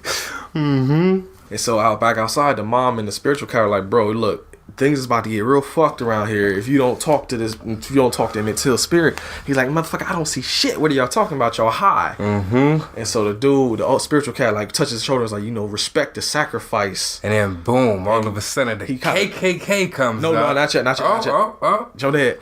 Jumping ahead. Sorry. No, when he touches his shoulder, it says that then he actually can see Emmett Till now. Oh yes. And Emmett Till's basically talking to him. And basically like, why you fucking selling out like this? Why are you being an Uncle Tom nigga? Yeah, this is like not what I died for. He's like, I've been blessed to be able to see the future. He's like, this is not at all what the fuck I thought it was gonna be like. And so of course, dude is defending himself. He's like, well, you know, you died so I can have the right to do whatever I want. He said, I didn't die for you to have the right to do whatever the fuck you want. I died for a greater purpose. And so of course dude is still going back and forth with him. So then more spirits come. It's the 4 little girls from the church thing. Church bombing. Yeah. I can't know. Was it the 15th Street Baptist Church? Wasn't that what it was? Wow. Yeah. You're great. That is it. Spike Lee made a documentary about that too back in the 90s. But so they come out and they're basically trying to tell him like, look, did we die just for you to be able to do this fuck shit? In vain too, yeah. You know? And then cats, actually neither one of us didn't know, but it's a black dude and 2 white cats. And I'm thinking from memory, because they said their names so quick I didn't catch them. But I think it was in Detroit. There was something going on where it was like this black dude was getting fucked up by the cops or somebody was fucking with him, and the 2 white dudes came to his defense and they all got killed. I'm thinking that might be who that was or who those guys were. Well, so they come out and so Emmett Till's basically like, you know, did they die for you to be doing this fuck shit? Did he die for you to be doing this fuck shit? He's like, did Mr. Edgar's over here? Medgar Evers. There you go. I said Edgar's name. Edgar Evers, did he die for this shit? And he's like, and he starts naming off people and they start walking out. And then he says, now I know my man's right here didn't die for this fuck shit. Of course. And it's Dr. Martin Luther King. Of course. It's like, and Martin Luther King's like, yo, don't forget about her. And he's like, who was that woman? He's like, that's Emmett Till's mom. He said, to get the message out and to make sure, you know, to help with all the civil rights and everything, she actually let the fucking media put this picture of her son out there with his face all fucked up that she had to constantly fucking see everywhere. But she did it so that motherfuckers would know that this shit is fucked up. If this was like the 60s, well, I already know the answer. Never mind. I was about to say, whose side would you ride on? Malcolm or Martin? Yeah. Malcolm. Of course. Of course. That's the thing. You see, the thing is, I'm with both. On some real shit, I feel you, because, you know, it's just the thing of, you know, let me get on my soapbox. There you go. Okay. The thing with motherfuckers is sometimes turning the other cheek don't always work. Sometimes turning the other cheek leads to a broken fucking jaw. I don't remember where I heard that from, but I feel that shit. Okay, because there's literally footage of motherfuckers throwing bricks at Martin Luther King, hitting him, and I'll be goddamn. If I let motherfucker just hit me with a brick and I'm like, it's okay, brother. It's alright. Yeah. I can't. I'm not that good a dude apparently. I can't. Right. No, I feel you. Because now I would be Malcolm X, but back high school PJ, I would be fucking Martin Luther high King. School, Brent, I'm fucking Huey Newton. I'm shooting. Yeah, you would be. Yeah, you would. I'm like, yeah. That's the alt right to everything. Like, nah, fuck even talking to y'all. Fuck you just off principle. We're just gonna That was how it was back in the day. That's Malcolm, where I'm just like, look, bro, we ain't taking that bullshit. That's always the fucked thing about Malcolm X. Shit. Is that he was like that, but then he got killed by his own fucking people. I was like, you got a bitch. Right. How, man? They infiltrate. It's the way they do it. Black folks in white suits to infiltrate our congregation. Scarface, Hand of the Dead Body. Diary album, 1994. Featuring Ice Cube. Love it, record. Yeah, I saw more with it, man. Like I said, I can feel both because I know you can't always just immediately jump to fucking people up because a lot of times it don't help. At the same time, letting motherfuckers run over you and do all that shit don't help either. Would you say? We'll get there. Let's just finish the story. Okay. Yeah. Let's just. All right. Well, what was the last thing I said? Oh, the other spirits appear. Yeah. And he's basically saying like, you have to make the same sacrifices we did if you want to save your kid. Right. Are you willing to make that sacrifice? Are you willing to make that sacrifice? Like, you're going to have to learn this lesson, dog. And he hit him with a swift, I'll get back to you. He's basically like, let me think about it. And Emmett Till and them were like, just like, whatever, dog. And they start to turn around. And now the fucking Klansmen pop up. And it's big trucks that say Klan Patrol on them Jeeps. The new reality is setting in. Exactly. This is going to be his reality if he doesn't make this sacrifice. He's going to have to live through all this bullshit that all the other civil rights cats had to live through.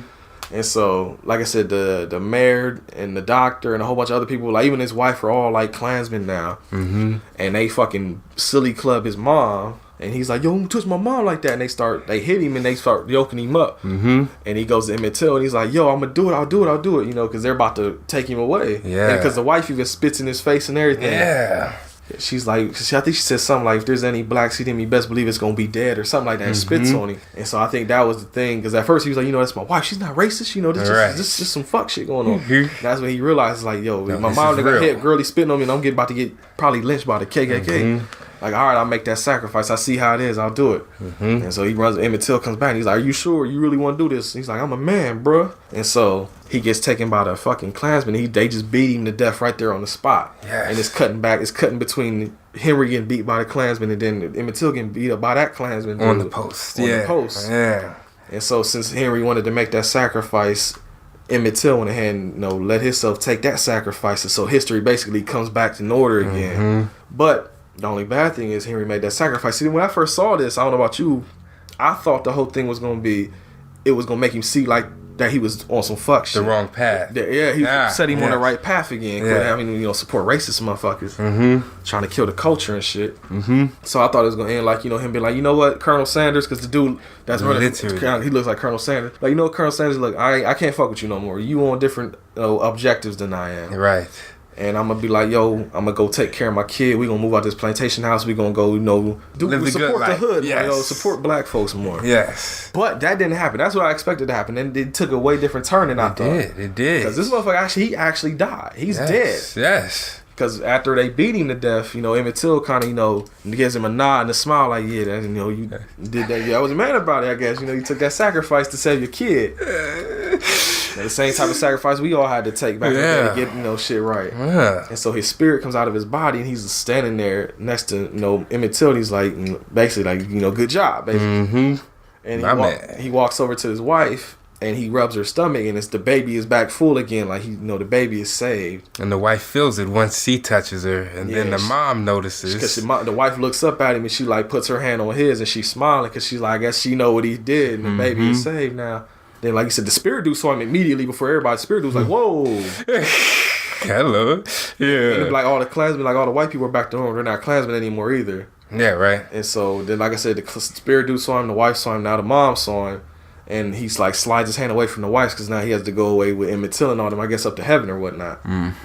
And the story ends with them just walking off together. And that's the end of that story. That's it. And the thing about it was, too, I was just thinking, like, in the real story, because we know he got beat. He took the sacrifice by the Klansmen, to save his kid and everything. But I was thinking in the real world, like, what the fuck happened to him? Like, what is the story? Because with Emmett Till? No. With Henry, I mean. Like I said, because in the real world, he's just laying on the ground dead. So to them, it's like, what the fuck happened? Hey. They don't really explain, like, because it seems like to them, it's like they just come outside and he's just dead. It's like, what? And he's beaten. He ain't just like died with a heart attack. He fucking got beat to death. So it's like, what the fuck happened? They don't really go forward with that part of it. I guess it don't matter no more because he took the sacrifice. But I thought about it from that angle, because if you the wife, I guess the wife, the spirit dude, and the mom, they know what happened. So I guess they're not shocked. But the white people are probably like, what the fuck happened? I guess it doesn't matter. I guess not. I didn't think about that. I thought about that both times. I'm like, I wonder from their perspective, they're like, well, how do they feel? And I'm like, what the fuck? Yeah, right? Like, what just happened? He was just right here. Like, damn. I don't know. I'm probably thinking more along the lines of what I'm not supposed to be thinking about. But I think about it both ways. I'm like, I know what happened there. So I'm like, but I wonder what happened here. Mm-hmm. But that's the end of that story, though. PJ, how'd you feel about that one? That was a 10. 10? Yeah. Okay. That was that's. I think Spirit agrees with you, because that one made Spirit tear up at the end too. Oh. Yeah, her too. Yeah, I didn't even notice you did it. No, I didn't cry. All right. Oh no, she was like sniffling and tearing and everything. It just my water ducts started filling up. Yeah. But, yeah. So 10, I give it like a 9. I give it a 9. Okay.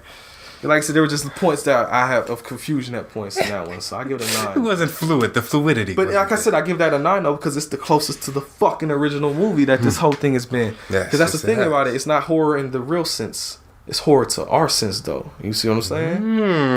I see what you said. And people that are down with the struggle see that it'd be horror. You're horrified.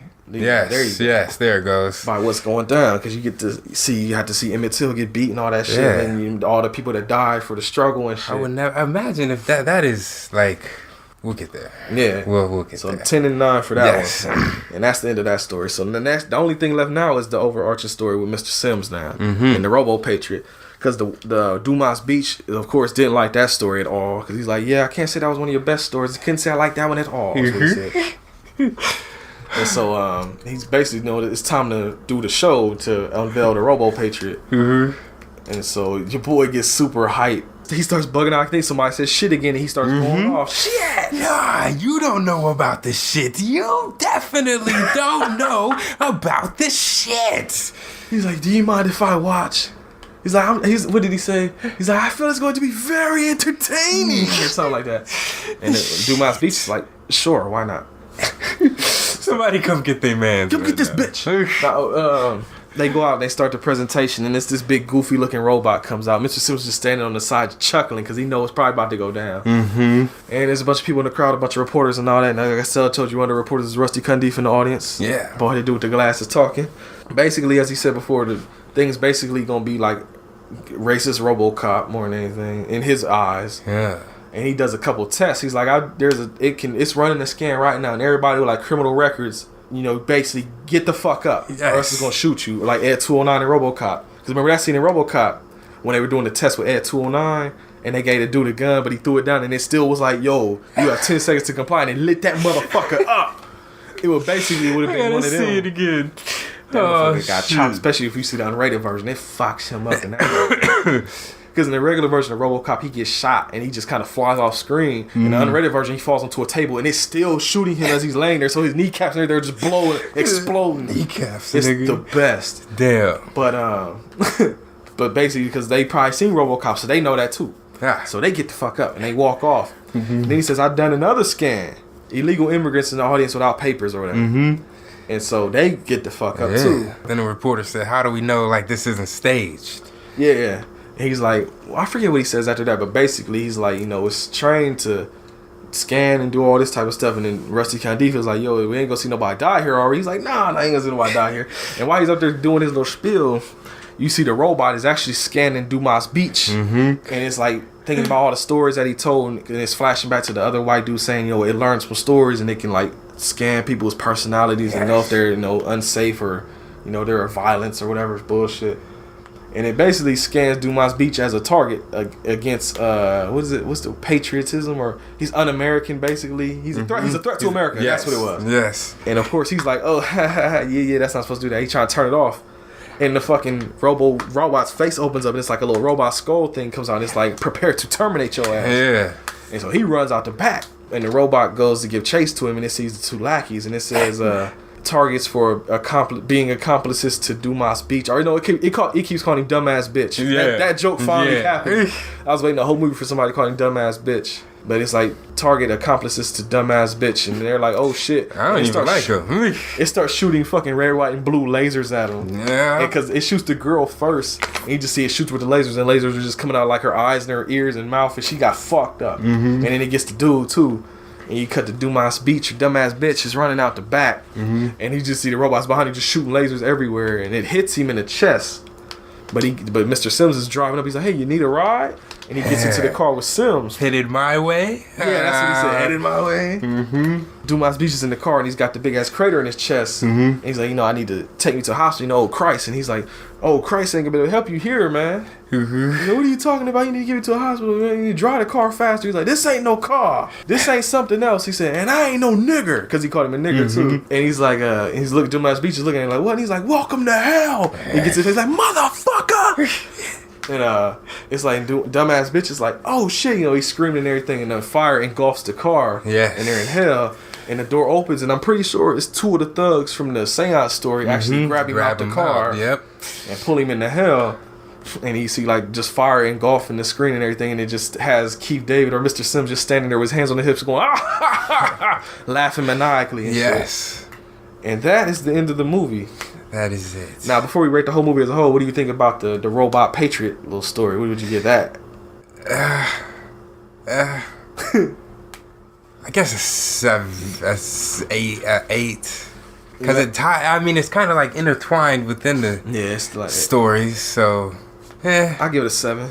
Yeah. And that's mainly because of the shit. Shit. It's goofy as fuck too, like all the other ones. Like I said, they're all goofy. That's the problem with the whole fucking movies. They're just so fucking goofy, man. Ain't no horror here. Yeah. But PJ, yes, I need something to drink. We're going to step out for a second, take this quick break. Yes. So we'll be right back. Yes. PJ. Yes. Now you said earlier that there was something you wanted to talk about. We was going to save it. What did you want to say? We give our final rating. Or does it lead into your final rating? It does. Okay, well, let's just do that then. What did you think about the movie, and what else you had to say about it? Nah, I'm a fan of this movie. Okay. It has, I think I like the rhetoric, or the overall themes. Yeah. Because it's still, like we said before with the other, it was relevant to the time of now, besides the vampire, one, but it was relevant to the time. I guess that one was just trying to make a play on online dating, I guess. Yeah. So, yeah. It's loose. That one's very loose. But yeah, the one with the Sambo dolls, all that, because he was dropping knowledge in that. Yeah. The second one is the seance one. Yeah, just being that was a good one. Like if that was a mini episode. Like I said, that's like a Tales from the Crypt episode. There's not really a lot of commentary in that one. Yeah, except for them, killing somebody, trying to keep the hood together, and them being on some thug shit. But that's like I said, that's loose too. Yeah, that was just in there, just cause. Yeah. And then the last one was definitely good. Yeah, that's the best I've never one. seen it like that. Yeah. Like if I could have, if that was able to happen to me, I feel like might look at things differently, but maybe I would fully understand. Cause now I'm still the type of nigga I'm not voting.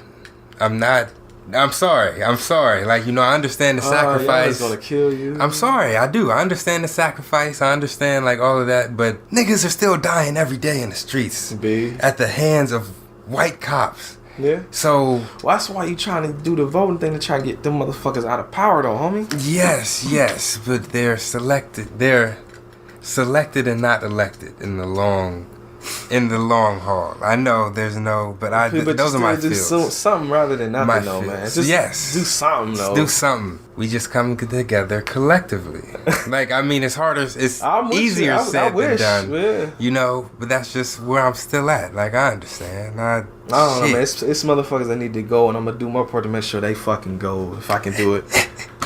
Just like that old bitch ass motherfucking Kavanaugh cat that just got thrown into the fucking Congress or whatever. Yeah. Which I knew was gonna happen. Yeah, everybody knew. Yeah, everybody knew. I had no faith that the fucking system was gonna work right for that shit. I knew his, because if we got a president that go around grabbing pussies and shit, then I mean, the balls like. So if I'm saying that's not just right, there, like you last week, didn't you just tell me he should be impeached right now? Oh, he's dead. That dude on TV said there's a bunch of different. That's what I'm saying. So why is he not impeached? That's what I'm saying. If that motherfucker can do that shit and not get impeached, you knew that other motherfucker's gonna get in there easy.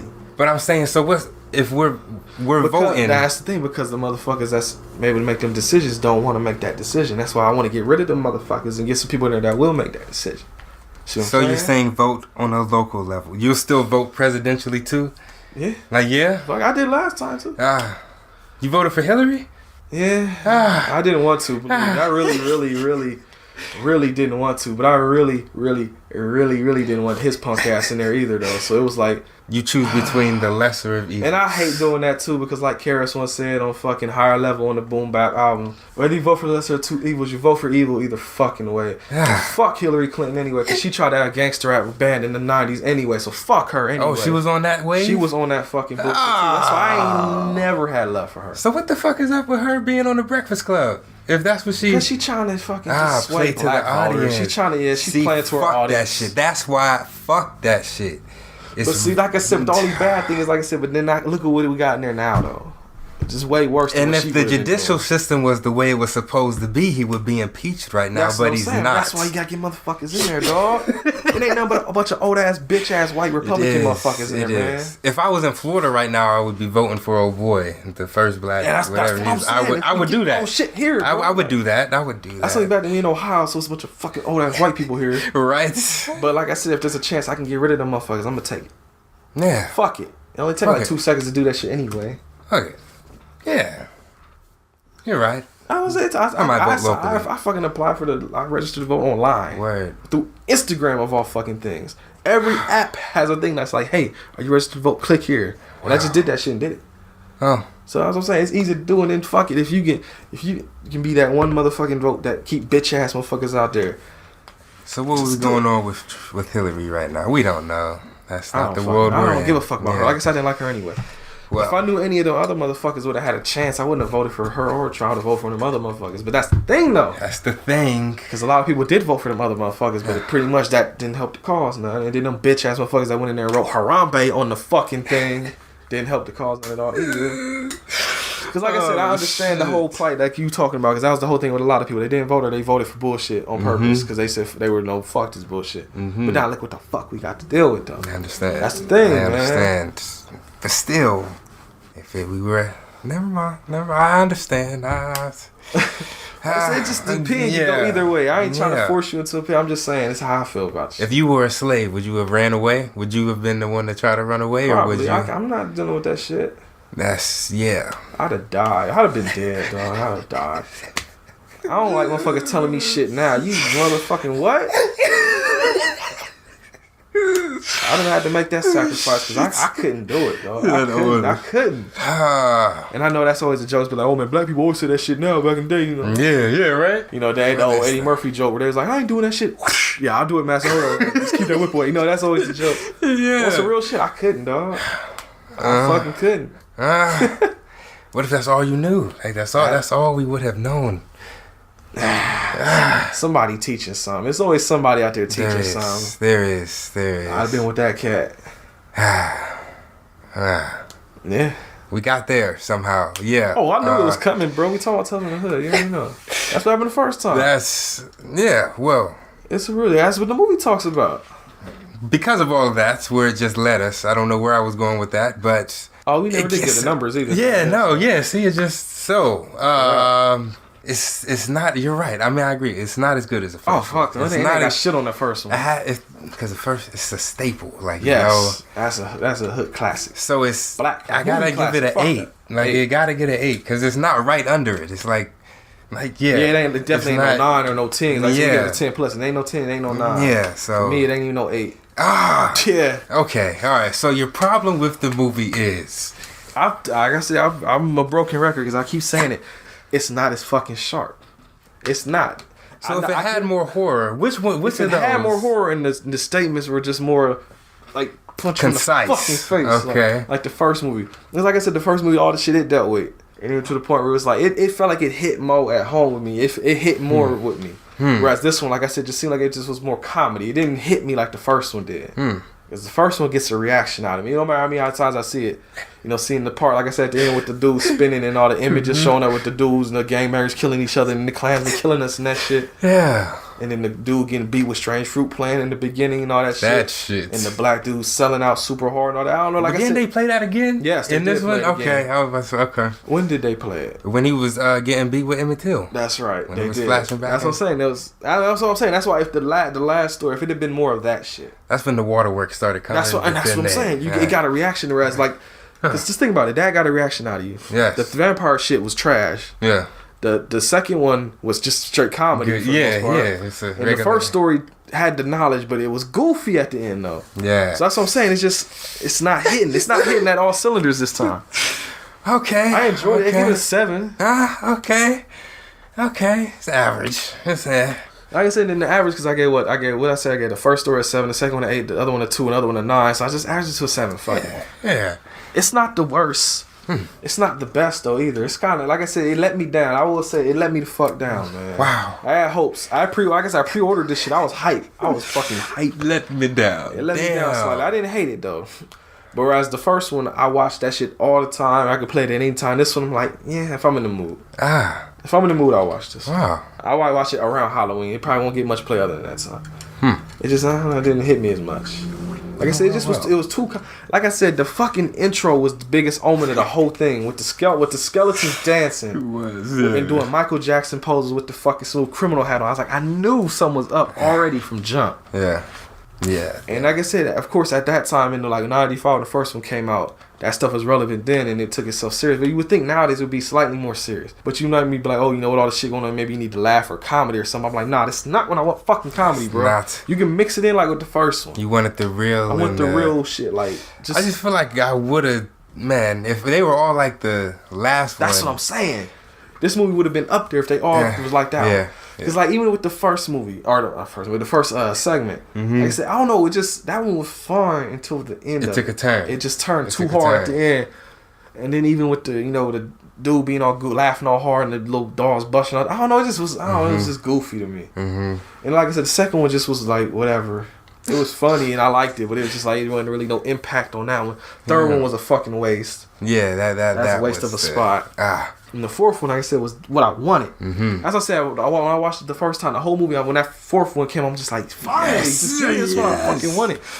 With something with some sharpness to it. Was the wrap up at the end? That part, I like, well, with your man yelling the shit, I can never not like that. Okay. And like I said, Keith David he did do a good job with Mr. Sims. He ain't. It's classic as my boy, but he damn near like if I gave Mr. Simpson first one a 10+, I give him a 10 or a 9. Keith David is the best part of the fucking movie. Yes, he is. In my opinion. But I give it a 7. Like I said, it's just not as sharp. If you really think about it, it's really not a lot of blood or nothing. Besides my guy getting whipped in the beginning, with the chunks flying out. That's what I'm saying. It's there, but it's like very minimal. Yeah. So, like I said, I don't know. I'm kind of let down, man. I don't know if I would if they make a third one, I might not pre-order it. I might just buy it when it come out. Whenever I got, I'm at the store, I'm like, yeah, I buy it. Or I'm talking shit. Of course, I'll buy it for the podcast, though. But if we didn't want to do the podcast, I wouldn't pre-order it. I just might buy it. But I'm like, hey, I need a movie to watch. I might red box it or something. I don't know. There you go. Damn. Sorry, I didn't say that. But yeah, 7 and 8, P. Okay. Wow. So I mean, check it out. If any of it sound interesting to you, check it out. Like I said, red box it, rent it. This is definitely a rental. Like back in the days of videotapes, this would definitely be a rental. That's the thing. If I was gonna buy that rental, I would say rent it, don't buy it. That's what I would say. There you go. Okay. Now, PJ. Yes. We got other segments on this show now. Yes. And fitting with this movie, we have the Black History flashcards. Yes. And I'm gonna let you read this one right here. Oh, yeah, you definitely gonna want to read this one right here. This is music for you. Oh. And you probably more familiar with it than I am, honestly. But so here you go. Oh. Yeah. My man's Bob. Yep. Bob Marley. February 6, 1945 to May 11th, 1981. So what was the story on him? There was something. Jamaican singer, songwriter, musician, guitarist, and activist. Music became closely associated with the movement toward black political independence, prominent in America and several African and South American countries. First global pop star to emerge from the developing nation. Posthumously. Posthumously. It was after he died. Yeah. Inducted into the Rock and Roll Hall of Fame in 1994. Although Marley never received a Grammy nomination, was recognized with the Lifetime Achievement Award in 2001. That's good. There you go. Bob Marley. I'm not actually real familiar with a lot of Bob Marley music, honestly. I haven't really heard a whole lot. Is it love? Is it love? That was jamming coming back for real to some Bob Marley. I've never actually really sat and listened to Bob Marley. All the Bob Marley I've heard has been through like going to like reggae clubs and hearing it in movies and shit. I've never actually really sat and listened to Bob. My shit probably. He's a deep. His songs about love are just so. Said like I'll rest. What did he say? We'll build a shelter. Our love will build a shelter. Something rescue us through the rain. No, Bob. Fuck. Oh, I just remember too. We didn't do that. I forgot. What? I was gonna go through these IMDb and Rotten Tomatoes joints. Yes. Let's do that. Which one you wanna go for first? IMDb or Rotten Tomatoes? Let's go for. Who had the? Rotten Tomatoes had 80. IMDb had 4.5. Let's go to 4.5. Yeah, Let's see what's going on. Well, there's actually a bunch of them. 1-star review. Horrible is the tagline. Wow. I ain't gonna read the whole thing. I'm gonna just read the tagline. 1 out of 10. Low expectations was still hard to finish. 2 out of 10. Not worth it. 8 out of 10. No bad idea ever dies. 1 out of 10. Fantastically juvenile, revisionist, and exploitive. 7 out of 10. Enjoyable in comparison to a lot of the horror released these days. 1 out of 10. Painfully bad. 3 out of 10. Other users seem to like this movie. I'm not sure what I watched. Senseless stories, overacting, stupid all over. What the hell was this movie? 1 out of 10. I was the first to walk out of its world premiere. Damn.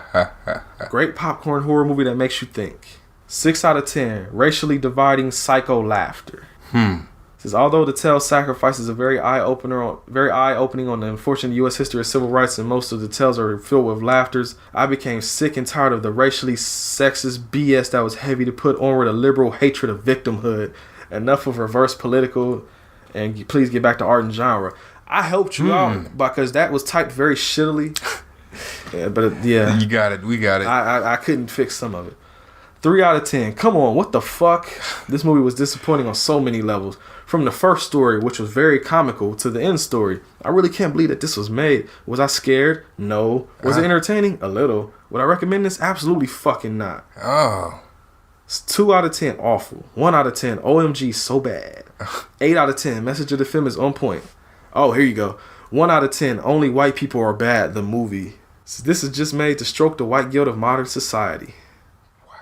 1 out of 10, a bad parody of the first movie.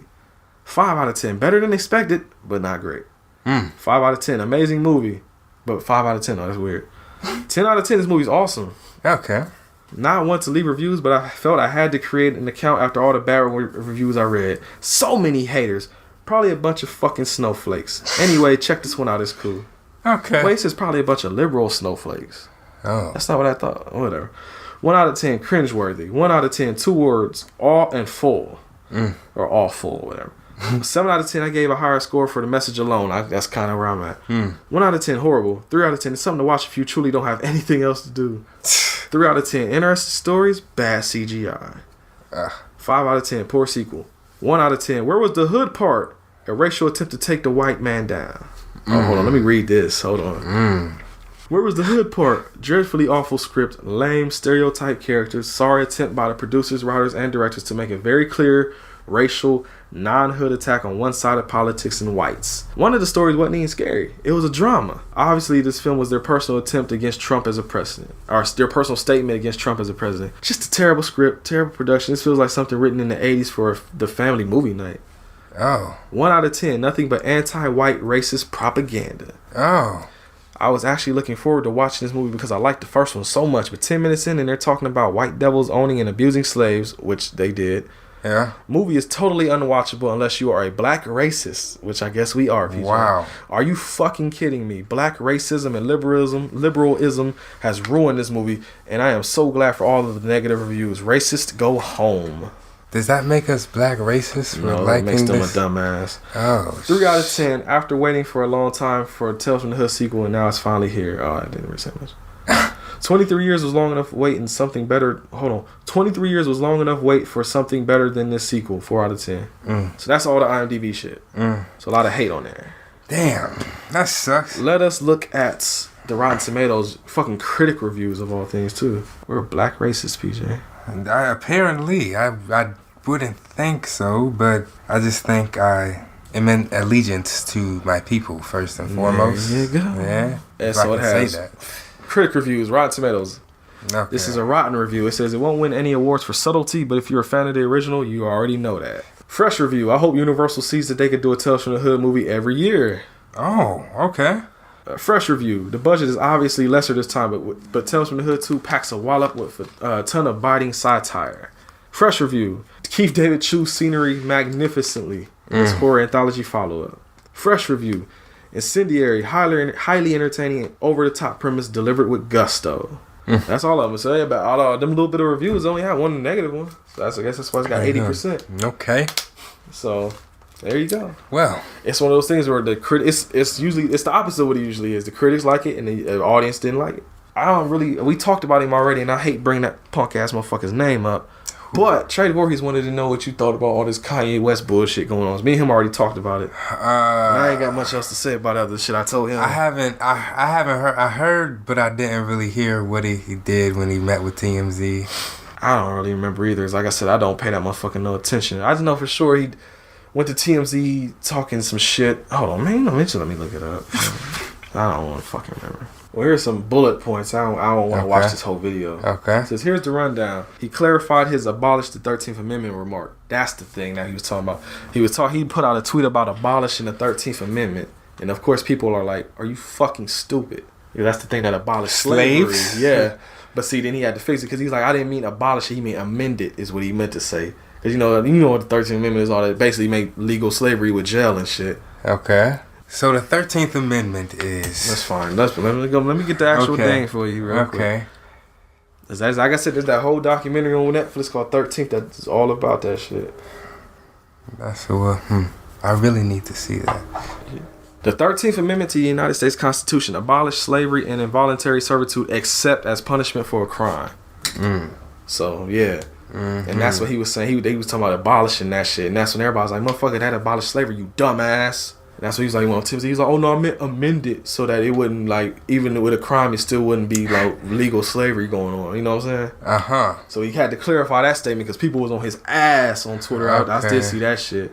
Okay, yeah. And then the second bullet point was, if it fucking will scroll down, he's talking about his album is on hold, which I don't give a fuck about. Oh, yeah. And he wanted to call Colin Kaepernick to arrange a White House visit with Donald Trump. I saw that shit you sent me. With Ebro? No, I went to go watch the full thing. I didn't watch the whole YouTube. thing. I just know Ebro was like, man, fuck that. We're not doing that. We're not. Where is that? Yeah. I'm about to see if I can pull that clip. I'm gonna play that clip on here because what he said is what I feel about this shit. It's like, right. We're not talking to that motherfucker. Right. Like, we shouldn't have to keep explaining ourselves to this motherfucker. Like, fucked him. And basically, that type of shit was going on. And then he had the thing where he went on to Saturday Night Live last Saturday or Saturday before one of them, and weird shit right off the bat. He came out there wearing a fucking Colin Kaepernick shirt with the fucking MAGA hat on too. And then he was talking about how they were bullying him backstage for wearing the hat and all this type of shit. Like, the people backstage were bullying him for wearing the hat and all that. Hold on, let me see if I can find that bullshit. Shit! I really don't want to hear this fuck shit. My bad. He's a troll. Like I said, I'm gonna tell you what I told Voorhees too, because I pretty much said that shit already.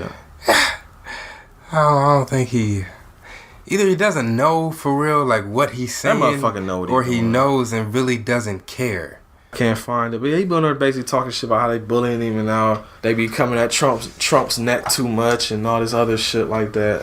Why is he riding so hard for this guy? Like, what the fuck has Trump ever done for him? Who the fuck knows? That's very damn, yay. Like, I really used to look up to you, guy. But you let me down. Or you're letting me down. It's okay. He has a right to his own opinion. My opinion is fuck that shit. There you go. And my thing is to just ignore him as a whole because I never liked him any fucking way. But like I said, me and Voorhees, I'm gonna just read you verbatim what I told him because I feel I said it perfectly, and I'm not gonna say no more about it than what the fuck I said already. Voorhees hit me up. He said, "I hope you guys bring up this Kanye bullshit on the next episode. I got to hear y'all opinions on the matter." But we had already did the Brain I Wouldn't Die episode. But I told him, man, I quote from myself. I honestly don't even pay attention to that dude for real. He loves that attention, and that's why he's so quick to do that shit. So I don't even give it to him. Really ain't never been a Kanye fan. As controversial as that seems to be, because I've always gotten a vibe from him that he's a cat I wouldn't be able to tolerate in everyday convo. Would annoy me. He got albums coming out though, so I guess he got to keep his name out there. Just wish people would not buy that shit so he can sit at home and just cry about that shit and stay off TV. Dude is so far gone, it ain't even no help for him. Got no love for somebody that can support Trump after all the shit he said and what's gone down and try to make it seem like I'm the crazy one for saying fuck Trump. Right. To keep it simple, fuck Trump, fuck Kanye too. Never been a fan, never will be. What'd he say? He says, Brent, you are the greatest, just know that. I say, just spitting the truth. Yeah, shit.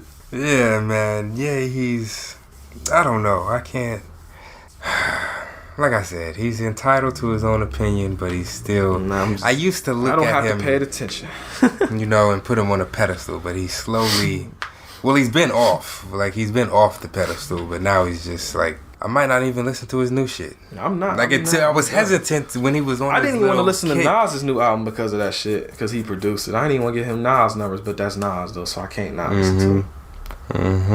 I basically said a line too, and this is exactly how I feel. I said, treat that motherfucker like Freddy Krueger. Stop thinking and talk about him, and he loses his power. Pretty much how I feel about it. Quit even talking about it. That's why I said after this, I'm done now. I just did that shit for Voorhees though, so you can get your opinion on the mic. But other than that, fuck him. I'm done talking about it. Shit. But PJ, yes. To get on to more fun shit. Another segment we do on the show. Got hustle approvals. Anything to hustle approve, homie? I will let you go first.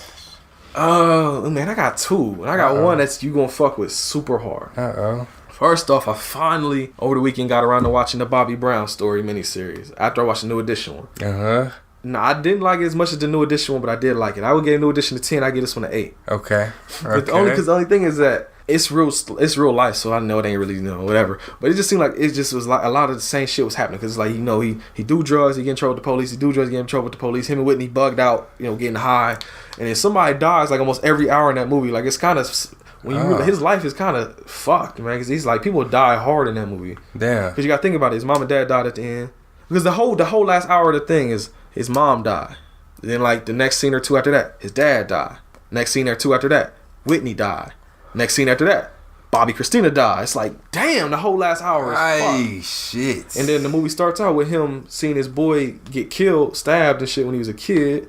So it's just a lot of death, and it's like, damn, it's fucked, man. Bobby Brown had a rough ass life. You see kind of why he did the shit he did, yeah.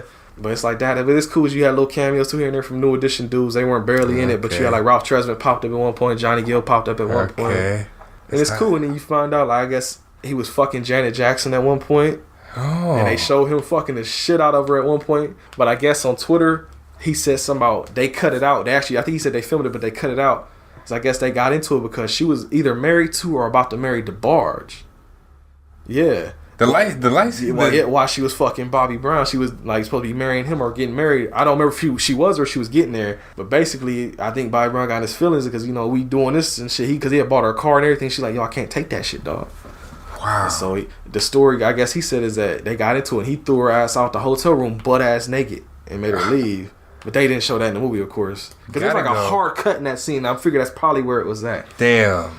So that happens. And then they actually recreate... I don't know if you saw it back in the day, but we saw it at my mom's because she liked watching the show because she's a big New Edition fan. They had that Being Bobby Brown reality show. Yeah. They recreate a scene from that show that I remembered. And I'm like, yo... That's crazy. When she had on like the white visor and they was in there, he was rubbing like hemorrhoid cream on his eyes and shit or whatever, or like his eyelids right here. No. Yeah, they recreate that though. Damam. They didn't recreate. What is that for? What is? I forget what he said it was. He said somebody helps the skin or some shit he was saying. And they don't show up. The interview she did, I think with Diane Sawyer, where she did the crack is whack, crack is cheap shit or whatever. Mm-hmm. They didn't show it, but. They show her going to the interview and then it just cuts to the end of it. He's like, what was that? Crack is whack. What are you doing, man? Like, I was cracking up. But the only thing is I know a lot of people was hating it, didn't like it because I guess they said it painted Bobby Brown as like the good guy and all this, and it made Whitney Houston look like just an old fucking crackhead the whole movie. And I think the Whitney movie that was on Lifetime a couple years ago did the exact opposite. It made Bobby Brown look like the big ass crackhead. So I was like, the truth lies somewhere in I'm between. sure it was probably just a mix of both. Because I believe they showed him getting fucked up too. There's a part where he was snorting cocaine. That motherfucker just fell right on his fucking face at one point. I was like, damn. Like they was getting fucked up. Shit. Damn. Or he was so high because he was smoking weed that was laced with crack rocks. And that nigga, they was on a tour bus and he started bugging out because Whitney Houston had like a nail file and he thought it was a knife in her hand. He thought she was trying to kill him. So he pulled the gat out and started waving it around. He made the tour bus driver stop the bus. He started running and he ran to some old, like, they was like in the middle of a field somewhere. So like this old little white dude's crib. He came out there with the shotgun. I was like, back the fuck up off our property. And they're trying to calm him down, but then you got the shotgun dude and then Bobby Brown tripping. I was just like, fuck, man. Damn. Your boy was out there going hard. I want to see that shit. It's actually, I think it's longer because the new edition part was three parts, but it was 1 hour each. His was 2 parts, but it was 2 hours, so it was like 4 hours. So it's slightly longer, I think. Okay. Like I said, it was good, but I just like the new edition one better because it was more variety in the storytelling, I guess. Because like I said, it was just watching your boy getting Whitney get fucked up most of the movie. But that shit had me cracking up at some points. Though, but then, like I said, then the end is super depressing because like all these people just start dropping off. That sucks. Like fuck, man. Yeah. But then it ends all happy though because it ends with him just like years after I guess Bobby Christina died, probably like present day at the time or something. He's just like on his barbecue grill cooking, and I think every little step comes on and his youngest son starts dancing and doing all the dances he used to do, and he's sitting there singing along with it, smiling, and it just fades to black. And it shows pictures of like him and his wife now, and like he's basically saying he's doing good now. He back on tour with Belle Biv DeVoe. They go on tour now and shit. Are they? Yeah, there's like they call themselves a different name now. It's not Belle Biv DeVoe and Bobby Brown. It's like BRBD or some shit like that. Something like that. Yeah. So like I said, the end is cool, but it's like fuck that last hour though. Man, it was all bad. Oh, okay. So I hustle approve that shit. Watch the Bobby Brown story if you have any interest in that. But, and this is gonna warm PJ's heart right here, I went into the CD collection. I'm like, I want to hear something that I ain't really heard in a while. This is before J. Cole and Kendrick Lamar was in the deck. It's like, man, I need something to chill out because I get road rage real bad. I need something to just chill out with. Don't know what gravitated me toward it, but I went and I pulled off the 2000 album. And you know what I'm talking about, right? Dr. Dre? 2000, PJ. That's 2001, I think. No, damn, I don't know. You killing me, man. I don't know. Grand Poobah. Oh, shit. Yeah. Oh, shit. Grand Poobah 2000 album. Yeah, okay. That shit is like 11 songs and it's hit. Yes. Hit. That is a 10 on the 10, like 10 plus album. I fucking love that 2000 record. I haven't even, damn. I feel like the last time I heard that. Pull that shit back up when you at home or something. Listen to it again. That shit is still as fucking great as it was in school, man. Wow. I like it. It's still my shit, man. That's what, you know what? I'm going to go home driving to that. It was just finished. Oh, shit. This is a song that brings back instant nostalgia. That's high school, bro. Yeah, like for some reason. Me and PJ, because when we went to Africa City, they did the opening ceremony all the time, and I had earbuds, and we were sitting next to each other. He'd have one earbud, and like almost like how we sit now, because he was usually to the left of me. Yeah, right. He'd have the right earbud, and I had the left earbud in, and we'd be sitting there playing this record, this Grand Poobah 2000 album. That's amazing. And while they sitting there talking about whatever, me and him just zoned out, nodding to fucking whatever song is playing off that album. Another day at school. Yep, just getting ready. That's how you get ready. You just have to. So I remember vividly so many times where I was just sitting there, music blasting. If anybody said something to me, I was dead to the world, bro. I remember one time listening to the Only Built for Cuban Links album at full blast, the Raekwon first solo album. And the fucking Knucklehead song was playing, and I was just gone. I think somebody tapped me, and I was like, what? What's going on here? Man, I used to be so far gone, but that fucking Grand Poobah 2000, I don't know, man. Wow. Woo! That's fire. That's a That shit is classic album. I recommend even if you ain't a hip hop fan. Yeah, right. Check that shit out. It's smooth. It's a lot. It's a lot. It's like almost every song is like R&B samples with him even like quoting the songs and everything. Right. Ooh, I like it. That's a fucking DeBarge sample. We just talked about DeBarge. Right. Shit. What's the song with him and Mary? What's the 411? Huh? That's the shit. That's off Mary's album. No, that's her first album. Well, that's the title of the first album. The 411. Yeah, check it out, man. Grand Poobah 2000. If you want something to just like chill with, there you go. It ain't like a lot of cussing or like gangster rap. No, it's just cool shit. Shit you could just ride. It's like riding around at night with the windows down. That shit blasting is the best, and I know because I've been doing it a lot. That has been his wave. Exactly. Shit. About you, P? Any hustle approvals yet? You did God in Life now, so. I know, right? Like a little movie, music you would listen to, music game you played. No, I don't know. you know me Things in that the are happening in games. your life. Like, I don't know, man. I'm just throwing shit at you. Like, what was it you just told me you watched at the house? You just told me earlier in the show you watched something at the house. As I asked if you watched X-Files 2, you said no. No, it was I don't what remember. is it? It's gone. What is Me, it? I can't remember. The one with the cop and That's a lot of movies. LL. The Cop and LL. I mean, not the cop. With LL and Omar. Oh, In Too Deep. In Too Deep. Hustle Approve In Too Deep. I can hustle approve. There you go. Deep. Talk about In Too Deep for him. It's a real gritty movie. It for is. Real. It's grimy as Fucking fuck. LL is playing a bad guy. Real good in that That's it. movie. He's definitely That's got on Pam Grier in that par. one too. Pam Grier's in that movie. Older black chick from Coffee and Foxy Brown. There you go. Yeah. I knew the name, didn't know that. Oh, Okay. yeah. Okay. Yeah. It's a oh shit. Because Omar Epps goes undercover. Because I think LL's like, is it dope or what? Is it dope? I don't know. He's a like, big kingpin of something. Yeah, and his He's name going is undercover. God. Like, Yeah. He tells niggas, call me God. Fucks niggas up for not calling him God. It's just, there's violence. And that's violence to be had. Omar Epps gets in too deep. Yes. He starts like fucking with him. Yes. I'll But give- eventually, The main thing, I remember 2 scenes from that movie. I don't know if they're the same scene or not, but I remember he walks in on some dude like eating a girl pussy.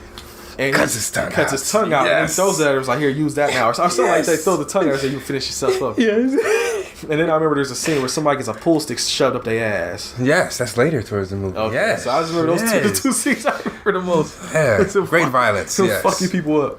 So I got that into DVD upstairs too. We could do that one day. I do have it. Maybe during Black History Month.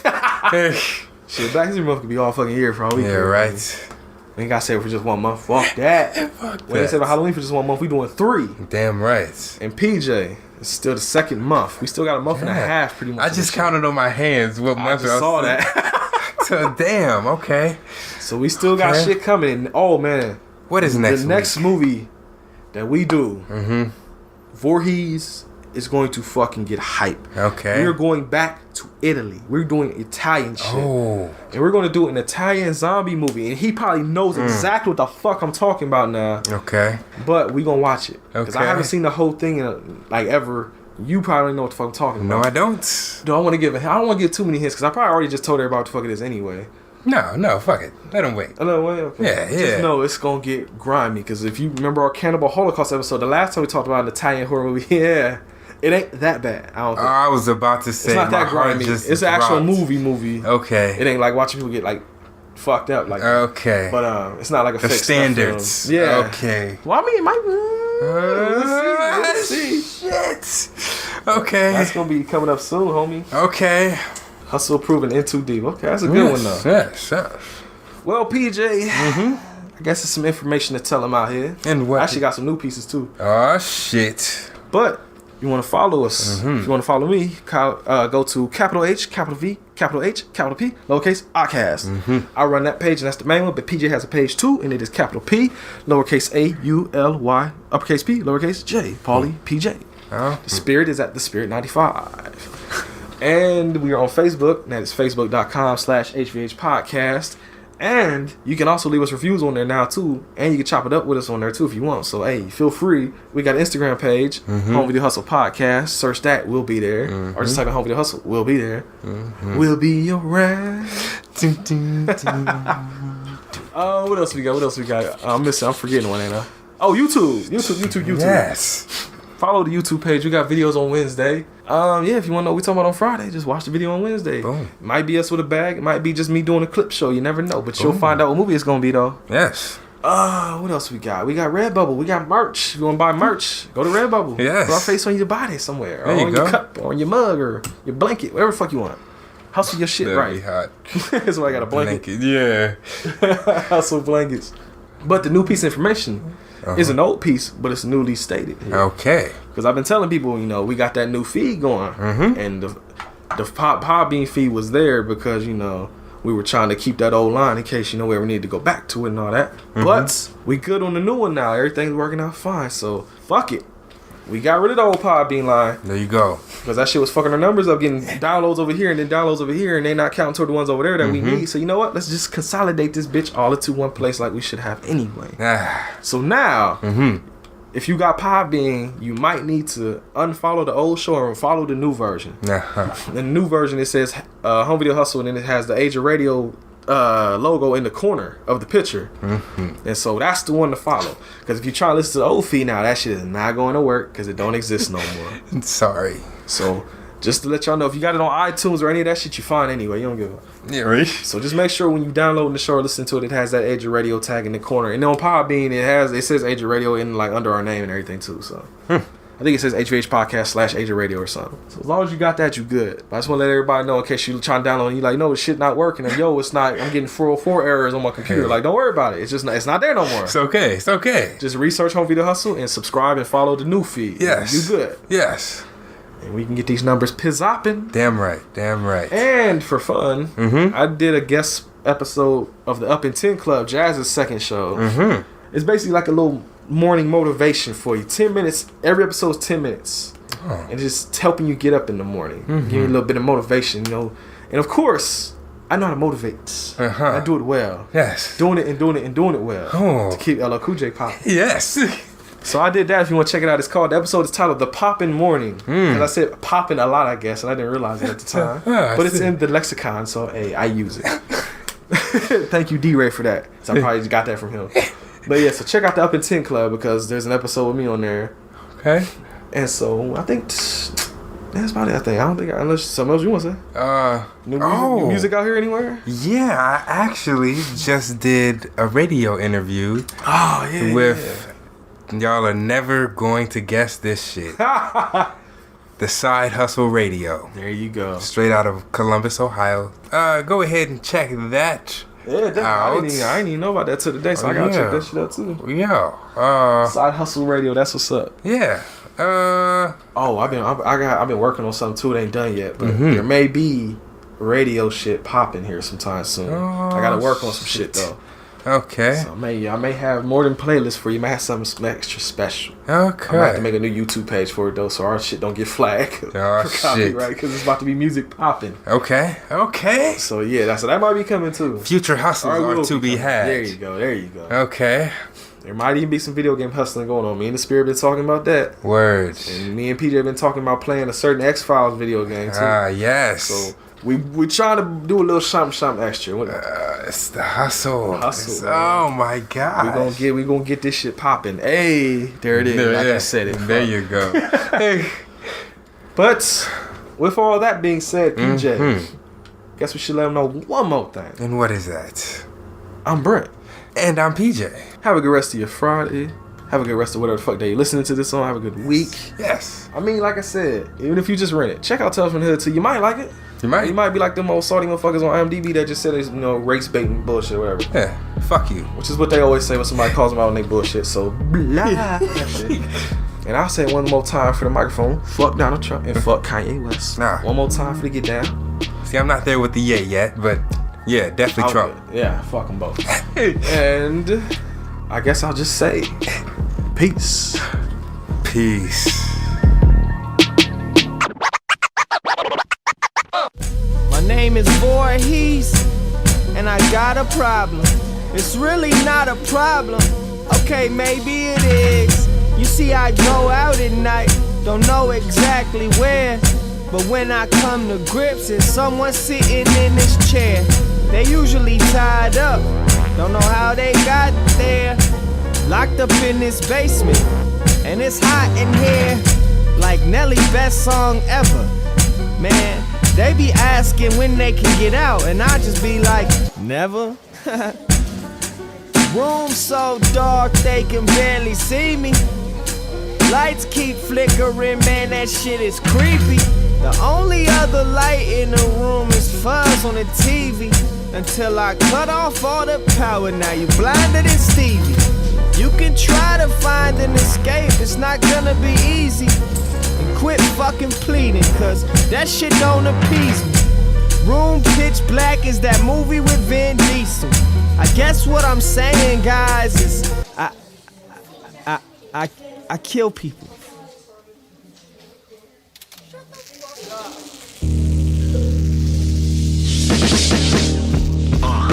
It's the psycho in the flesh.